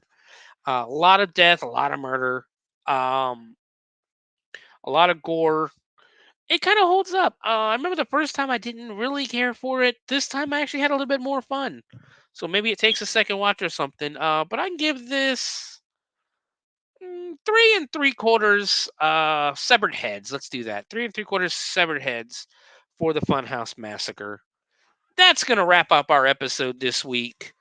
You can find me, of course, at the Bloody Binge Movie Podcast on all social media platforms, on X, on Facebook groups, and on YouTube. You can also download if you missed any of our episodes. You want to download the audio only versions of the episodes. You can do that anywhere Spreaker is carried, like Spotify, iHeartRadio podcasts, Amazon podcasts, and many more places. You can also find me on Twitch at Sewer Dweller 78. I haven't done much there lately. Hopefully, I can start getting back into the groove of streaming video games and doing the podcast. Next week, we're going to do something special. Keep an eye out on the X page. We're doing something special for Friday the 13th. As September 14th, Hell's Dungeon's open. So if you're in the Dayton, Ohio area, come check us out at Hell's Dungeon, 3866 Linden Avenue in Dayton. But guys, I hope you all enjoyed the show. Tune in next week as we do more to celebrate. Actually, we're not going to celebrate Halloween next week. We're going to celebrate Friday the 13th. Have a great one, guys.